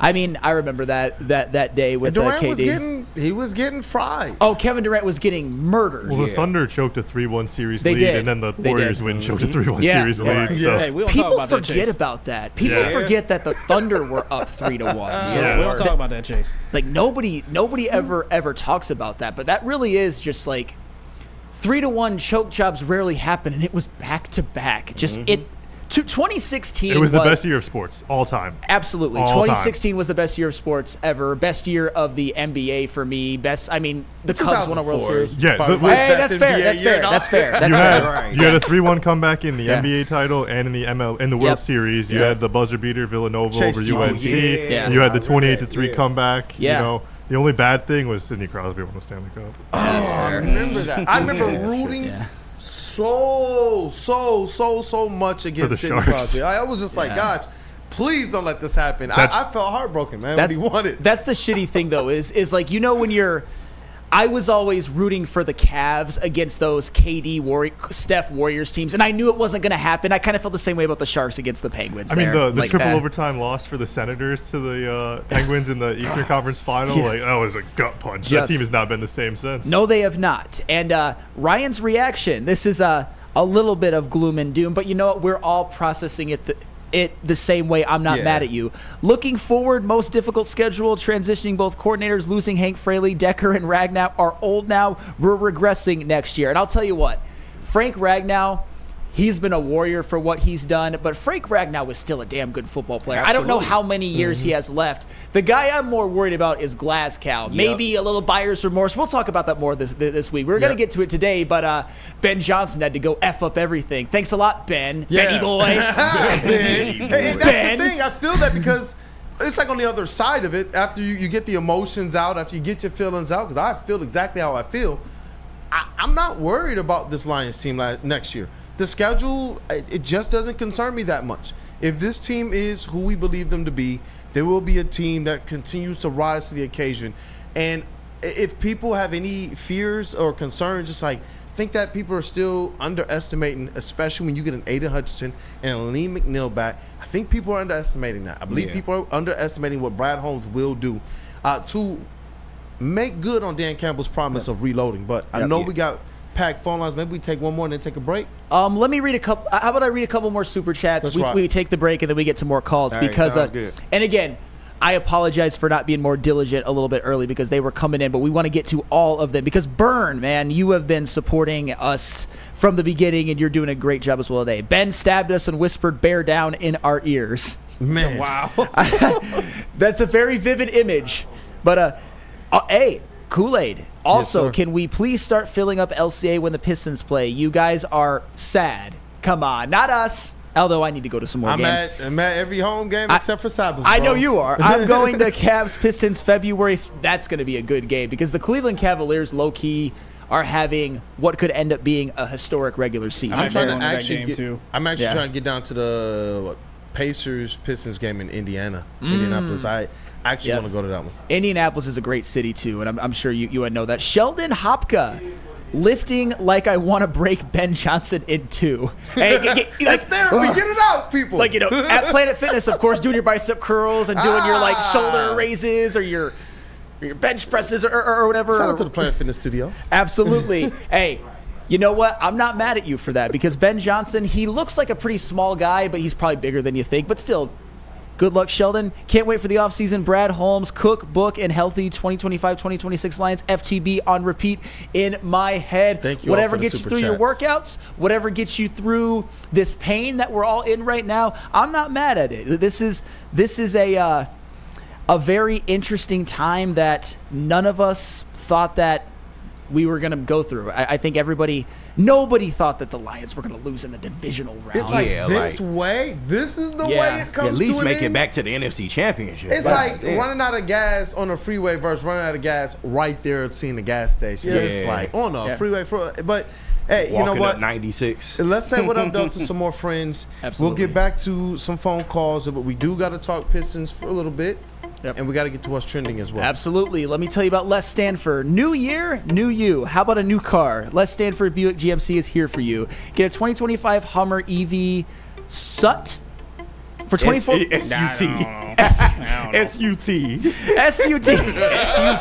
DMAC for 24 months with 10,000 miles a year for only $699 a month. Just a $1,999 down payment or a 2025 GMC Sierra 1500 crew cab, 24 months with 10,000 miles a year for only $359 per month. Wow. Sign and drive, no down payment required, GM discount required for both. Get to Les Stanford today or click on the QR code on the screen and check out our massive inventory. Les Stanford, Buick and GMC, lesstanford.com. Go get you a soot.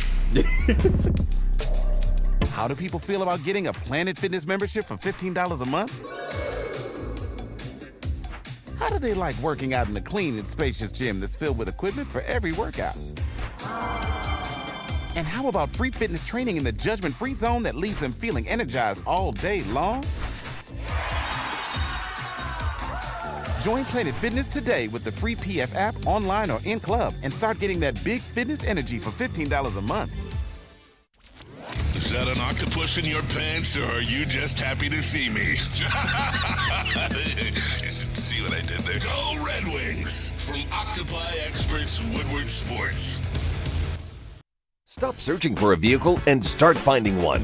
Les Stanford Chevrolet Cadillac makes it easy. We harness the power of multiple dealerships and own the biggest selection of GM brands in the area to get you the car you need. With the Les Stanford Group, you'll have access to 4 different dealerships, providing you with more makes, more models, and more choices. We're connected to more than 1,000 vehicles. And with so many high-quality CPO vehicles available, you'll find new car quality at pre-owned prices. You can start and end your search at lesstanford.com today. Big injuries, big news. Twice a week, Dr. Jeff Pierce from Michigan Sports and Spine joins Woodward Sports Network for the Injury Insider Report. Big D Energy Tuesdays at noon, and Ermanni and Edwards with Maz Thursdays at 3:30. Get expert analysis and in-depth breakdowns on the latest sports injuries from the man trusted by top athletes in the community, like D-Mac.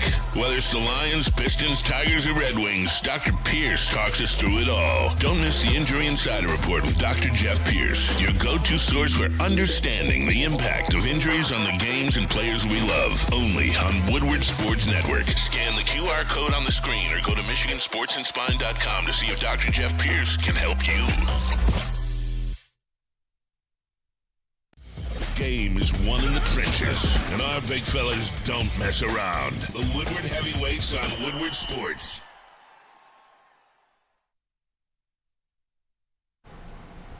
I got to tell you guys about that Tangerine Space Machine, the new easy drinking IPA that is out of this world. It's smooth, it's juicy, refreshing crushability. Take your taste buds to the moon and grab yourself a case of this intergalactic haze of goodness. And I don't know if you guys noticed, but this is the official beer of outer space, so it's on tap on the moon for you right now. But you don't got to go that far. Head to your local store and grab yourself a case of this today. Brewed by New Holland Brewing Company, straight out of Holland, Michigan, so you know you can support locally. Go get some today. Hey, we are back. What up, though, people? It's Wake Up Woodward. Thank you guys for kicking off the day with the WUW Crew. Hey, everybody's in. It's your boy Brandon, a.k.a. Detroit Kool-Aid, your credential Pistons reporter and writer for the network. Flannel Sam, the vet of the squad, the vet of the network. Hey, all sports knower, Red Wings correspondent. Glad to have him back. We got Cavassier Chase, GPT in the building. That dude Justin, our brother Matthew Border, we love you. In this elite booth, in the sound booth, Detroit's #1 draft pick. He's multitasking. He's running sounds. He's running back wall. He got phone calls going. You know what? He's the Detroit Lions type of a guy there, man. That's damn right. KG. Hey, let them know, because they seem to have fucking forgot. I'm Detroit through and through in this motherfucker, That's bro. what's crazy. I get it, but we just sharing our like, emotions, people. Me and KG love each other like we love the whole crew and like we love y'all, man. Exactly. Can we trust? Can we be vulnerable with y'all? Can we be real with you all? Come on, guys. Don't let us down in that regard. In the TD booth, technically, it is a victory day, and it is a Tuesday. It's a Tuesday, yeah. Yep, okay. flat titties. I was waiting for all right, cool. Ladies, James, ladies, out the room now. Yeah. In the titty booth, JB Smooth, Woodward Sports MVP. Yo, what's going on? I get that. I understand that through this. Gotta be respectful to the James. Gotta be respectful to the James. But yes, it's just a saggy titty day today. Just A-cups today. We do have some super chats that we gotta clear up as well too. Shout out to Jason Kenyon once again. Appreciate you, bro. $5 super chat. I heard Cade is the new Bron James up and coming. Is this correct / legit? I'm excited. If so, Wings, get that energy up. Don't hear enough about them yet. And also, we got Robert Favorite name. Oh my God. Our favorite name. Come on, JB. You say it. I'm not saying this. You gotta say it. My boy Robert Sloppy Toppenheimer. Oh Lord. my $2 dog. super chat. Thanks for opening up those phone lines. Go Pistons, fire emojis. Before we Shout out. Appreciate you, man. Before we get to the phone lines, I hate that word for that act. Because it's an act that obviously I enjoy receiving. But when You're talking about fellatio. But when it's put like that, it makes it sound grimy. Oh, come on, Flannel. Don't be I don't the like fun it. police. Don't be the fun police right now. Ladies back in the building. Hey, they missed that one though. Go Pistons. Go back to the Feldman open line. I personally think it's a fire name. That sound like an old mixtape from back in the day. An What old about you, Gucci JB mixtape. What about you, JB? It's Put the camera on you. It's a fire name. Like, I'm not gonna say it's not. I just feel weird saying it too. So Robert Sloppy Toppenheimer. I just feel weird saying it just rolls off the tongue, bro. It's like an old Gucci mixtape, bro. Like I think it's fire. I personally think it's fire. I kind of hijacked that there, but let me get it back on track. Phones, KG, please. Right. Shout out to Feldman Automotive Group. It's an open line segment presented by them. And Sam would rather refer to it as oral sex. So that is just fine. That is just fine. Whatever your preference, whatever floats your boat. Whatever floats your boat. But we got my boy Xavier D on the line, man. He need to give us some of this veteran insight. Xavier D, you on Wake Up Woodward. What's going on, bro? Hello, crew. How are we doing? Doing the best I can, Xavier. Doing the best I can. All right. Let me shout out a little 50 years of Lions wisdom here. Yes, please. You're not judged by how you behave in victory, man. You're judged on how you behave in defeat. So take the skirts off, put the pants on, man fucking up. Thank you. Because this is supposed to be fun. Ben Johnson going to my hometown, Bears, who fucking suck, is just fun. It's more things to hate. Here's the most important thing, and this is for Stick, too. Sam wearing a JMO jersey is not as important as Easy being forced to wear a golf jersey for a whole week. Yeah. To prove his loyalty. That's what I want to see happen. So, guys, you are the best thing that ever happened to me stuck here in Chicago. Thank you for everything. Let's man up. And this is really for the chat. I remember one of my first memories of the Lions was losing 5-0 in the playoffs to Dallas. And Munson came in at quarterback to drive us downfield and throw an interception in the end zone. Do I remember that very clearly from being like 5 years old? Yes. So let's have fun with this great team. We are retooling. Our defense is going to come back fire. We win every game on the road.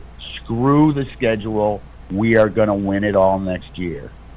Let's go, Xavier D. Shout out. Let's rock, man. Big shout out. I don't know how people Thank you, feel guys. about being called they're wearing skirts, but I do understand the sentiment, Xavier D. I mean, at some point we got to look ahead. It's just we're all processing it differently. Yeah. So I'm not gonna get mad at anybody for how they react. Yeah, But in the Xavier moment, D, people can feel how they feel.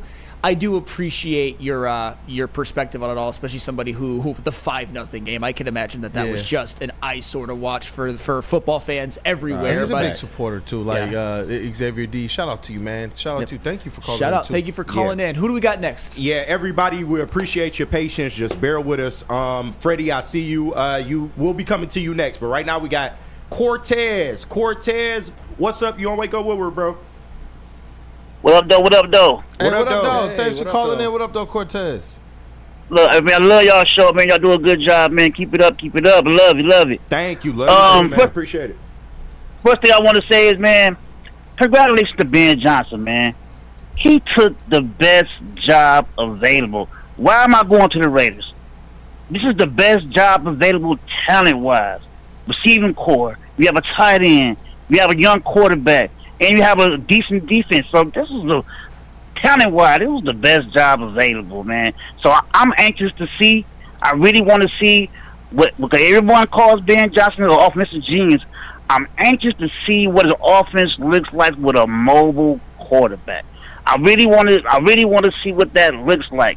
And my last thing, fellas, not saying I'm happy Golf here. That's our quarterback, man. So we're gonna run it out. But why are we always last to make the change? Look who's left in the playoff. Every team has a mobile quarterback.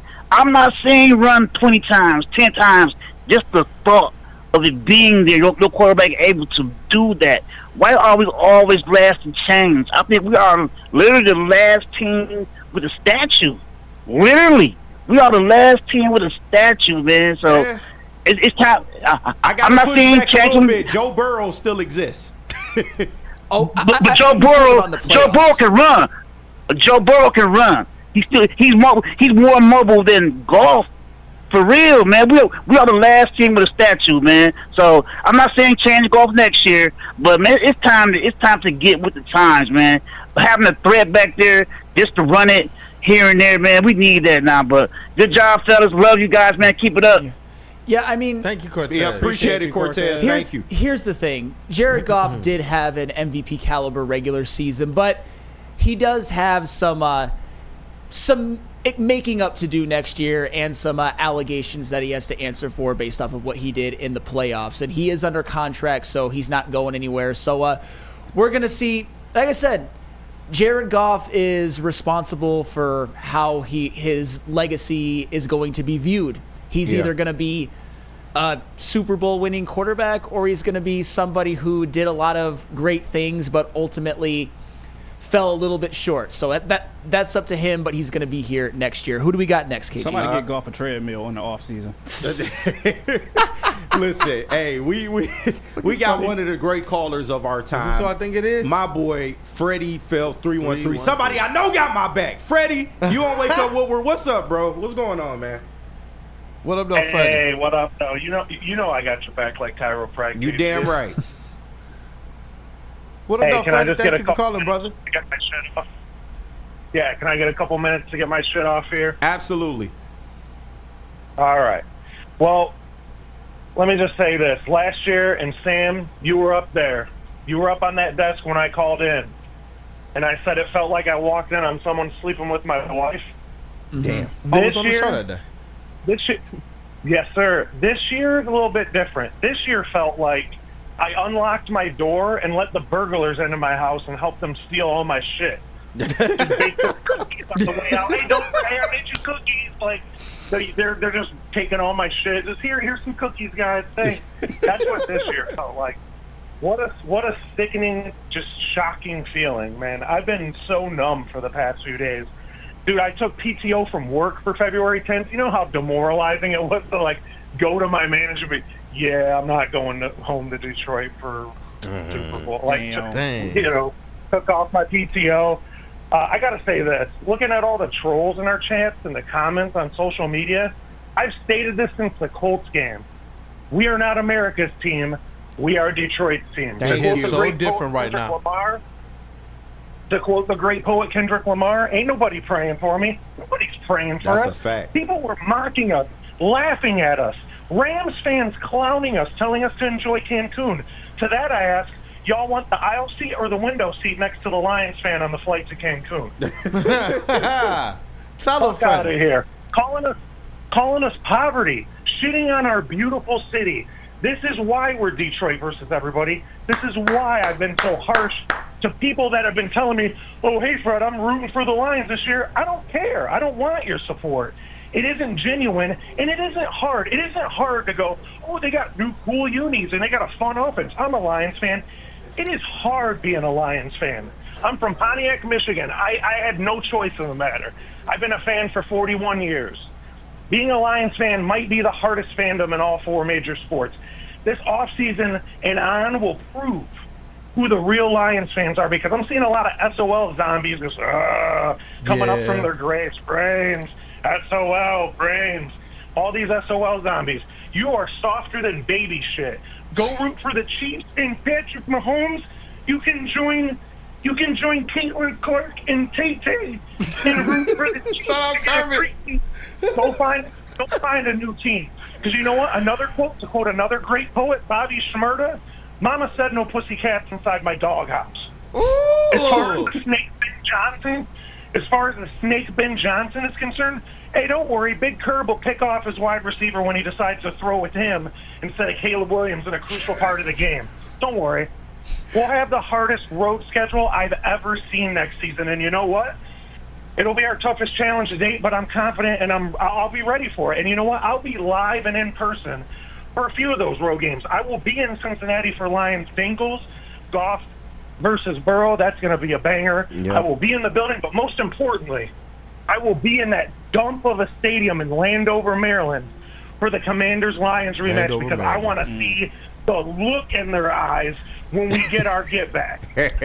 And you know what? Freddie, I might be there with you, bro. We might have to plan that. I got to go back to the stomping grounds. I lived in Landover. I can see that stadium from a freaking townhouse.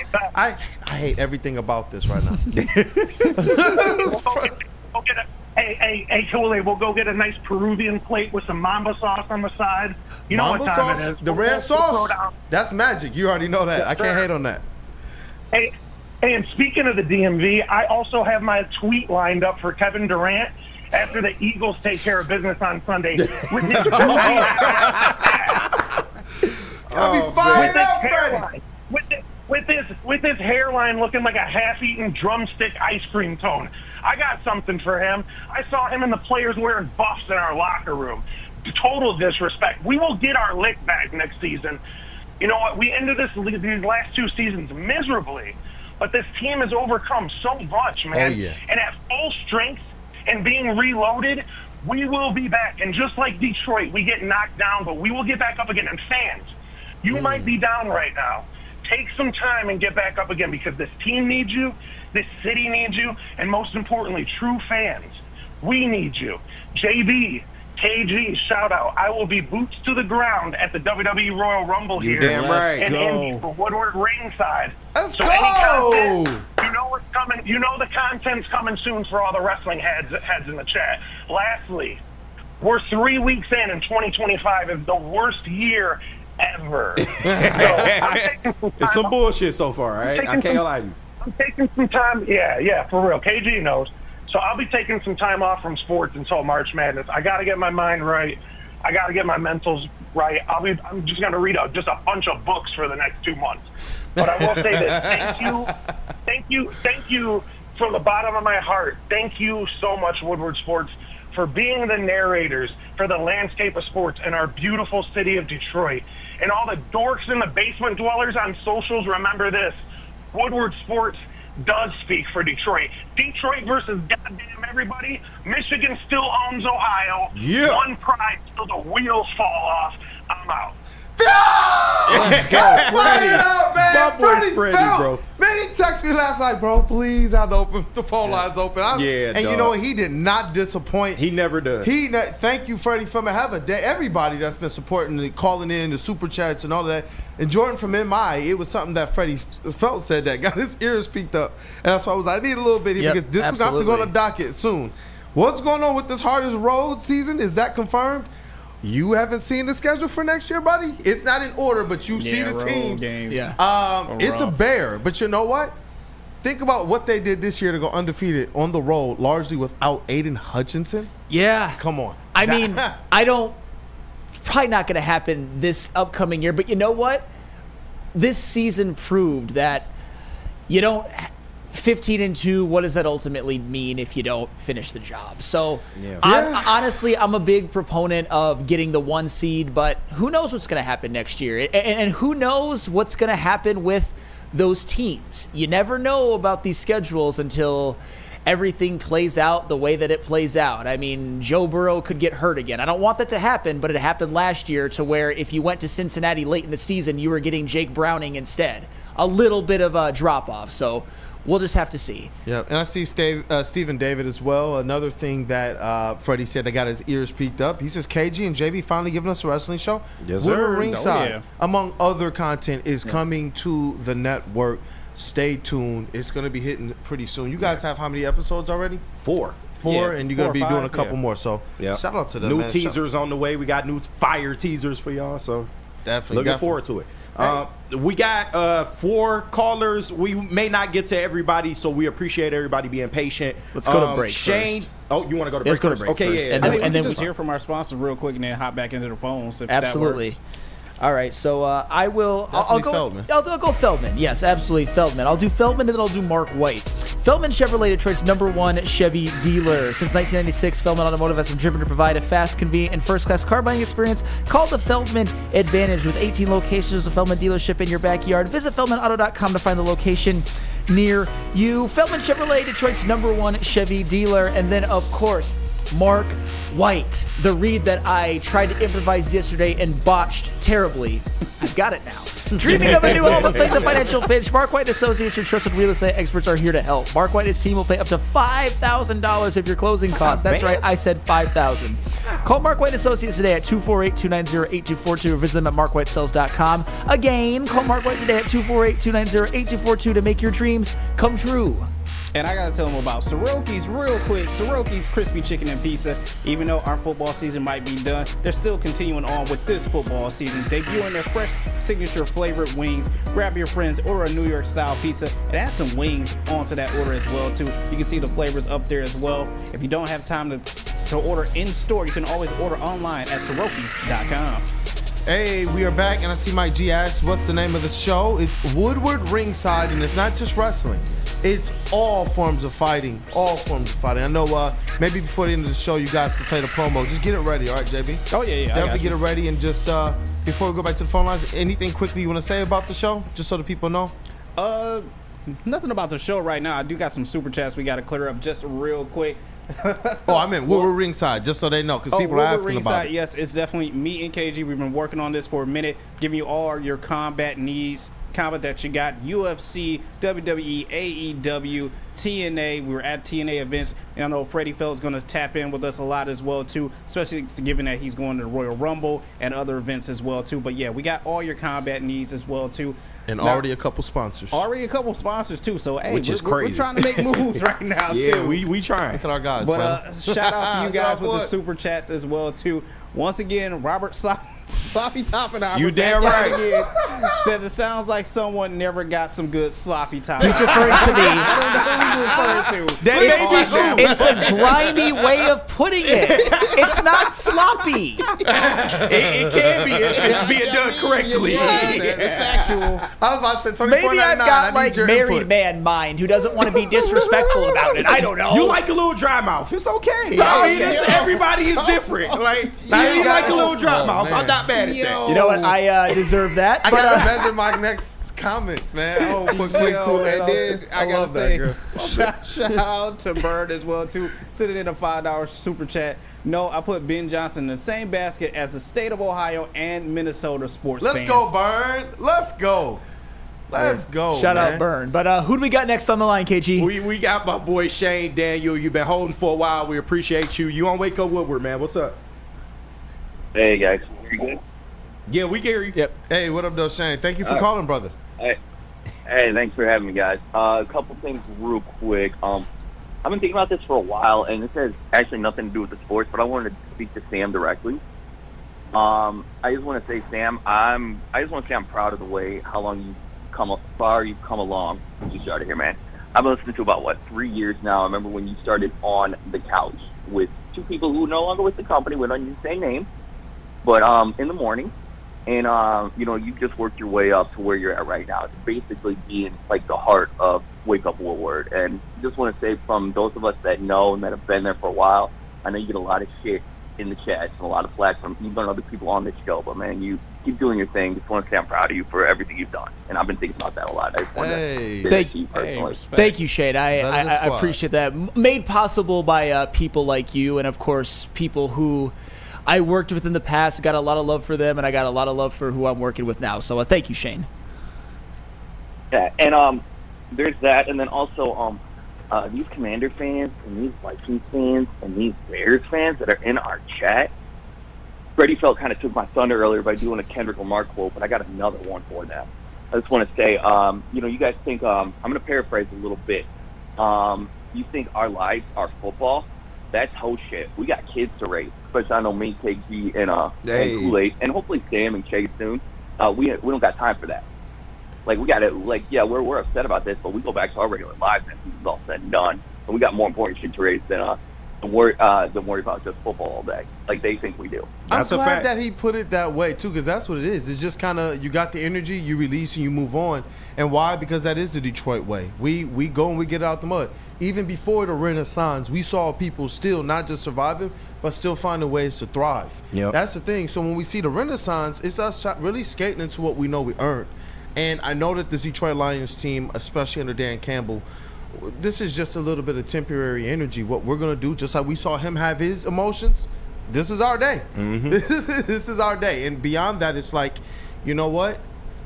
Black Air Force energy. That's where I know KG, myself, Flannel, Chase, JB Smooth, we're all on that same wavelength. Great call, Shane. Thank you, Shane. One last thing I did want to put out, and that I wasn't going to say anything, KJ. I don't want to say anything about the game yesterday, but Freddie Feld brought it out of me. Last time he called in, he said, Ohio State's got a new thing to say, COPE. I'm like, yeah, well, we got another thing to say right now, CHMP. Now I'm just going to leave it at that. Hey, real shit, Shane. Respect. We appreciate you, Shane. Thank you for the call, bro. Love you guys. Love you, Shane. Thank you for the call. Hey, Fab Five Bad Boys, I see you in the chat. He said this show is so great.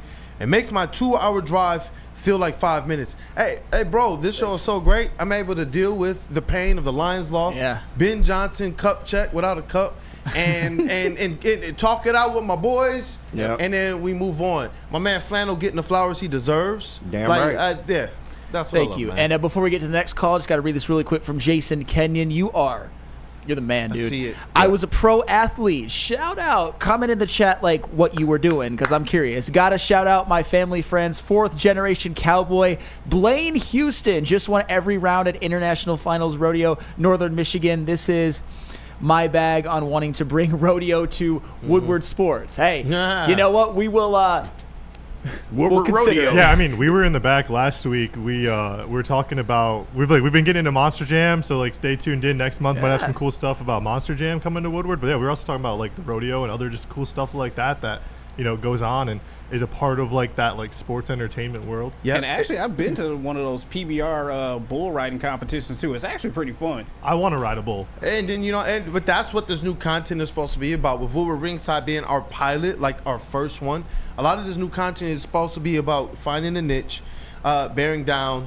boots on the ground, bringing you guys a first-hand experience. There's gonna be more Woodward Pistons content. There's going to be Woodward Rings content. Yep. Shout out to Flannel, Justin, Spinney, and others. So there's going to be stuff from Neil, stuff from Stick. And Terrell Lamar, I agree. He said everybody in Michigan. I'm going to amend this. I'm going to put Pure in there. Everybody in Pure, Michigan is on that when I was talking about who Detroit was. Whether we're on the up or whether it looks like we're on the down, all of us have survived through it for generations. And that is what Michigan is all about, man. So shout out to you. Yeah. Let's we're going to go heavy Pistons tomorrow, I know. No, absolutely. So you want to take another one? Yeah, we got 3 callers left. Whoever's left, just, try and be as brief as you can. Anybody calling afterwards, we're not going to be able to get to you today, so our apologies for that. But next we have Justin. He's been waiting on the line for a while. Justin, you on Wake Up Woodward. What's up? Man, what up, though, baby? Y'all what up, good, though? man? What up, though, Justin? Yeah, hey, all of the Man, support from the what chat can family, I- bro. Oh, man, what can I say that Freddie didn't say, man? It's Detroit, man. If you're from Detroit, you know shit is not sweet. Yes, we sir. always get it back when we got to go get it. You know what I'm saying? Mhm. So shout out to you guys. I already gave my flowers to everybody that I needed to in the chat, man. I love y'all, man. I appreciate everything you guys do, man. It's Detroit, man. It's what we do. Fall back a little bit, we're going to come right back up. Come on, man. It's the Detroit Lions. We've been here. We're going to stay here. We got to get it how we live, baby. Y'all be good. Hey, appreciate you, fired Justin. up, Much man. love, bro. Hey, Much throw love. some fired up emojis, man. Some fire emojis in the chat because the callers have been epic today. Yeah. Especially kind of the resiliency, man, that we talk about in the great state of Michigan, man. Shout out. Let's get another one. Yep, we got my girl Tabitha Gable calling Hey, in. Tabitha. Tabby, what's up? You on Wake Up Woodward, girl? What's up? Good morning, guys. Good morning, Morning. Tabitha. Good Thank you morning, for Tabitha. calling. Thank you for all the support. So, thank you. Yes, Woodward rules. Everybody subscribe to Woodward. I got a couple things on my mind. So now that we know that Ben Johnson went and did what he did and had a whole staff, does the flow between him and Jared Goff make so much more sense now on Saturday night? Like, did Jared Goff know? It's weird to me. He had a whole staff already. That's wild. I wanted to say in the draft, I'm looking at Michael Williams from Georgia, Deion Walker from Kentucky, and Nick Scorin from Texas A&M. Okay. I think in the draft, we need to draft nothing but defensive players. Our offense was never the problem. So I'm going strong D in the draft. No, I definitely Yeah. agree with that sentiment. It needs to be majority defense coming into this draft. I I don't know think if we Nick all know Scorin's that. still going to be available when we pick. That's Yeah, I was gonna say, he's a that's hot what he's commodity. I'm one of saying the- if they get around to us, yeah. if it gets around to our picks, I know we don't pick till like 28 first round or whatever. So if it gets to us, those are the guys we need to look at. I don't So, hate it. I don't hate it at all. That's what I'm focused on. I'm focusing on the draft. Day 3 of the morning period is rough. I guess I got to go back to wedding planning now, which is fine, but Yeah. it sucks. Football's over. Wedding planning. wedding planning. Yep, me and Oh, Marcus really? are getting married July 19th. Hey, Congratulations. Congratulations. Lucky Thank man. you. He's a lucky man. Thank you. Yeah, you know what, man? Any type of good news, we will definitely take it. We will definitely do that. But Yep. I agree with a lot Thanks, of what Tabby. Tabitha's We saying. appreciate you. Yep, we appreciate you. Love you, Woodward. Shout out KG and Kool-Aid and JB and Chase and Flannel Sam. Thank you. All Love you, love. Tabitha. Thank you. All right, and our last caller, we had somebody on and he ended up dropping at the last second. Sorry we couldn't get to you today, but whoever this last caller is, you are on Wake Up Woodward. What's going on? What's up? Hey. Can we get your name real quick?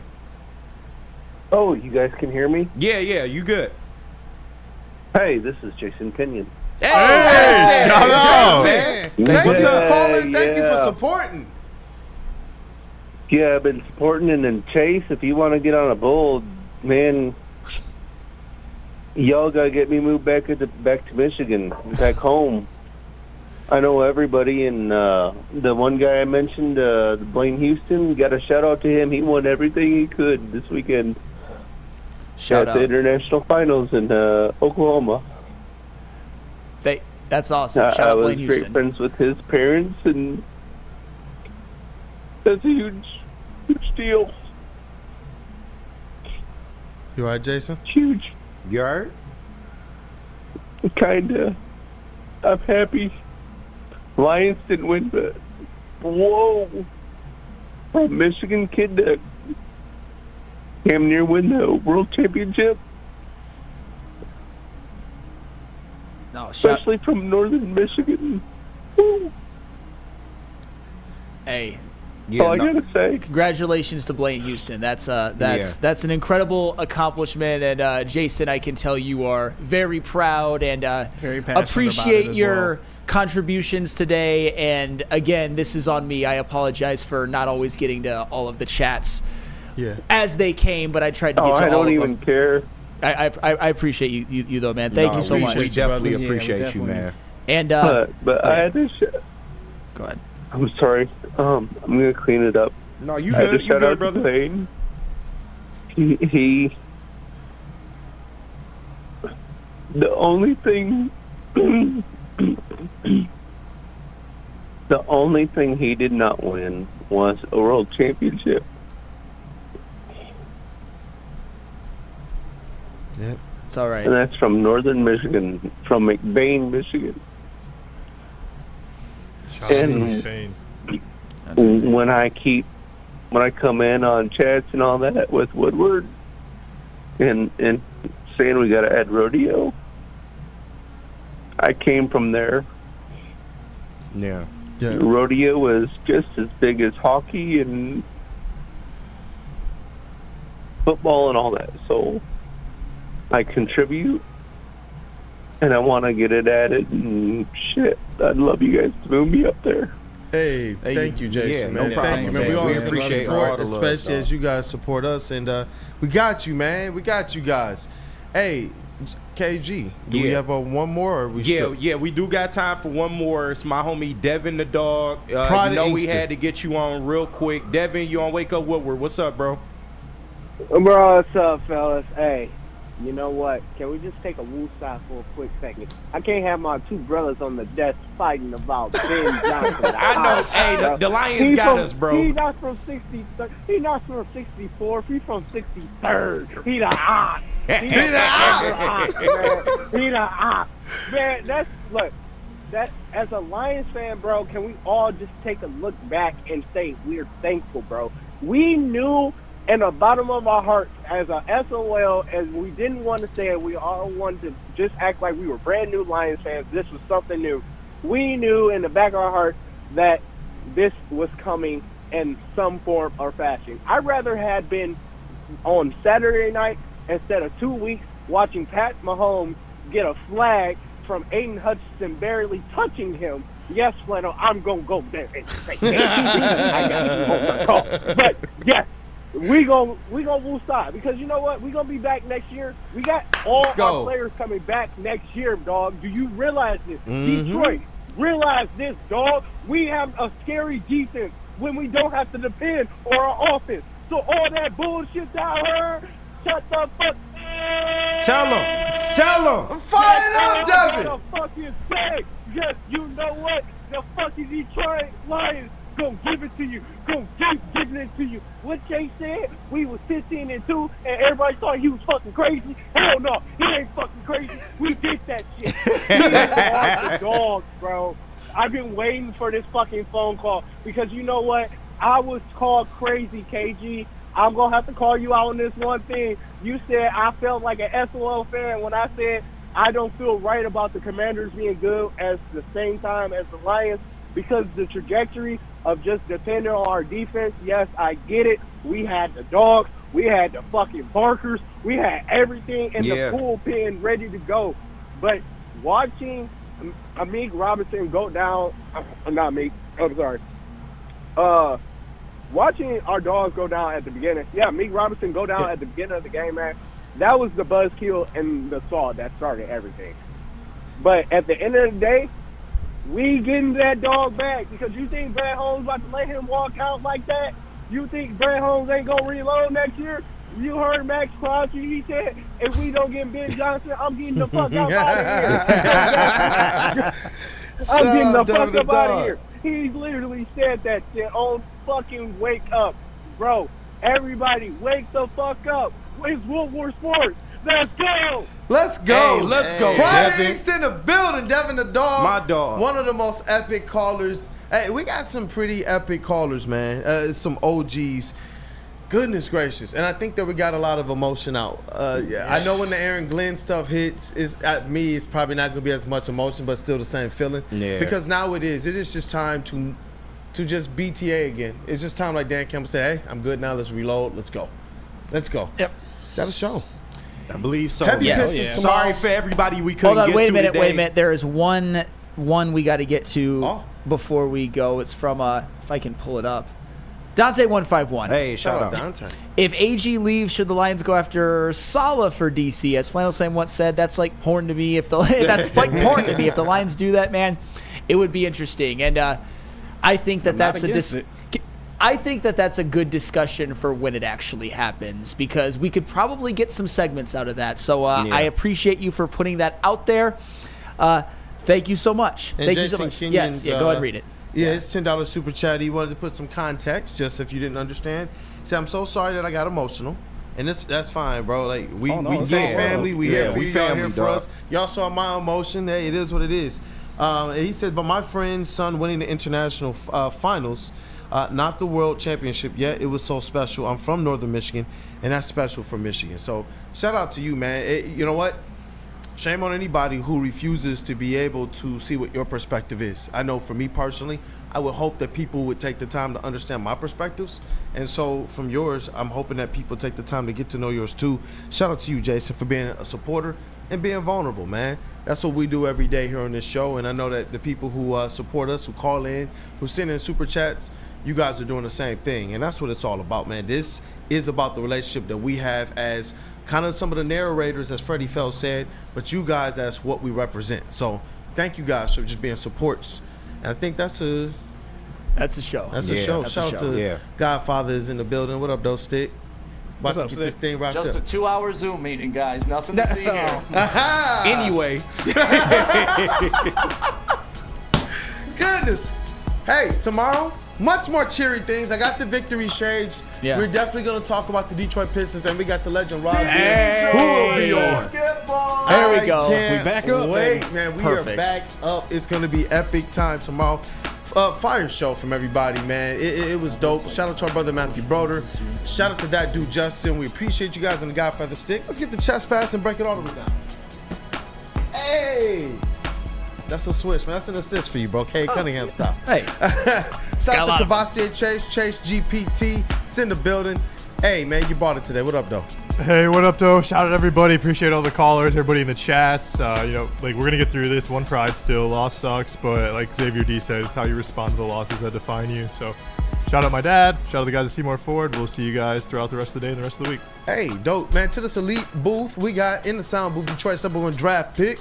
That is KG. What up, though, man? Rookie of the year, going for MVP. That's Black Hollywood. Listen, it hurts my heart that I hurt the chat today. I mean, it is what it is, but just bear with me, man. We'll be all right. You muted over there, so we ain't even got to worry about Stick right now.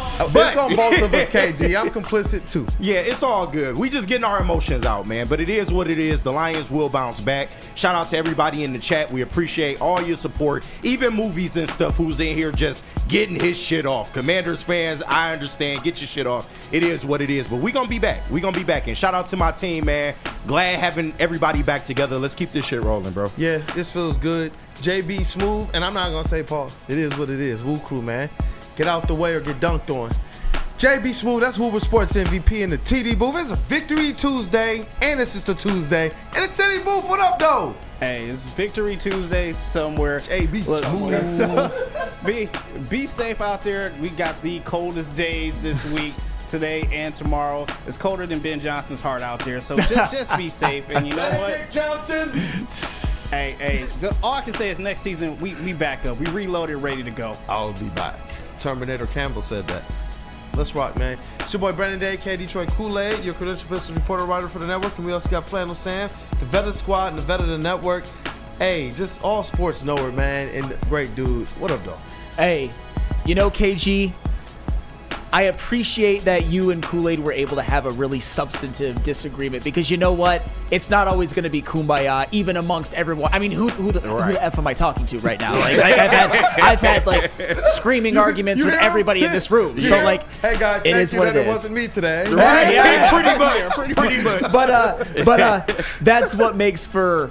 If you have a disagreement, if you have an opinion that doesn't align with someone else on the show, that's sometimes where the best content comes from. And in losses, that's when that stuff usually tends to happen, because there wasn't a lot of disagreement about the 15-2 Lions regular season team, but about the playoffs, man, it was everywhere today, yesterday. It'll be that way probably for the rest of the week. So shout out to you guys, and fun show, first show back in the studio since like early January. Man. So. Shout out. Glad to have you back. Mike G, I will read this one. JBB motorboating in that booth. I mean, we got to see if we can try to do the morning show from a strip club. Like, I can actually be in the TV booth. Like, oh my God. Stick shaking in the from the strip club to you. Oh, okay. I'm down with that too. Hey. Let me stop dancing. What did he say? Chance Rapper, I love my wife. You're right. and it's funny they got divorced, but funny as hell they got divorced. Let's wrap it up, man. It's a show. Y'all have a great day. Thank you for tapping in, and stay tuned in with all the Woodward Sports, man. We appreciate you guys. Have a blessed day. Hit that like button on the way out, y'all. Go Lions. Go Pistons. It all comes back. It all comes back today. Y'all keep trying to hold out. Like you said, everybody's got a price. Everybody's got a price. Ted DiBiase voice, man. But you have her drop the belt at Mania to somebody a little bit more, or the next person that you want to push. Because Charlotte Flair. Yeah. Don't give me the Queen is coming back. Man, the Queen is coming back. You a back. Charlotte Flair fan? Oh, of course. How can you not? You is just like anything I like. You is just anti like how can everything you not else, love the man. Queen? I appreciate her, the performer. It's kind of like the Cena effect. Like every time Cena came back, it was giving him title opportunities for no reason, just because of who he is, and that's cool and all. Because it draws numbers. It's a box office. It's ticket sales, man. Like, this is still business too at the same time.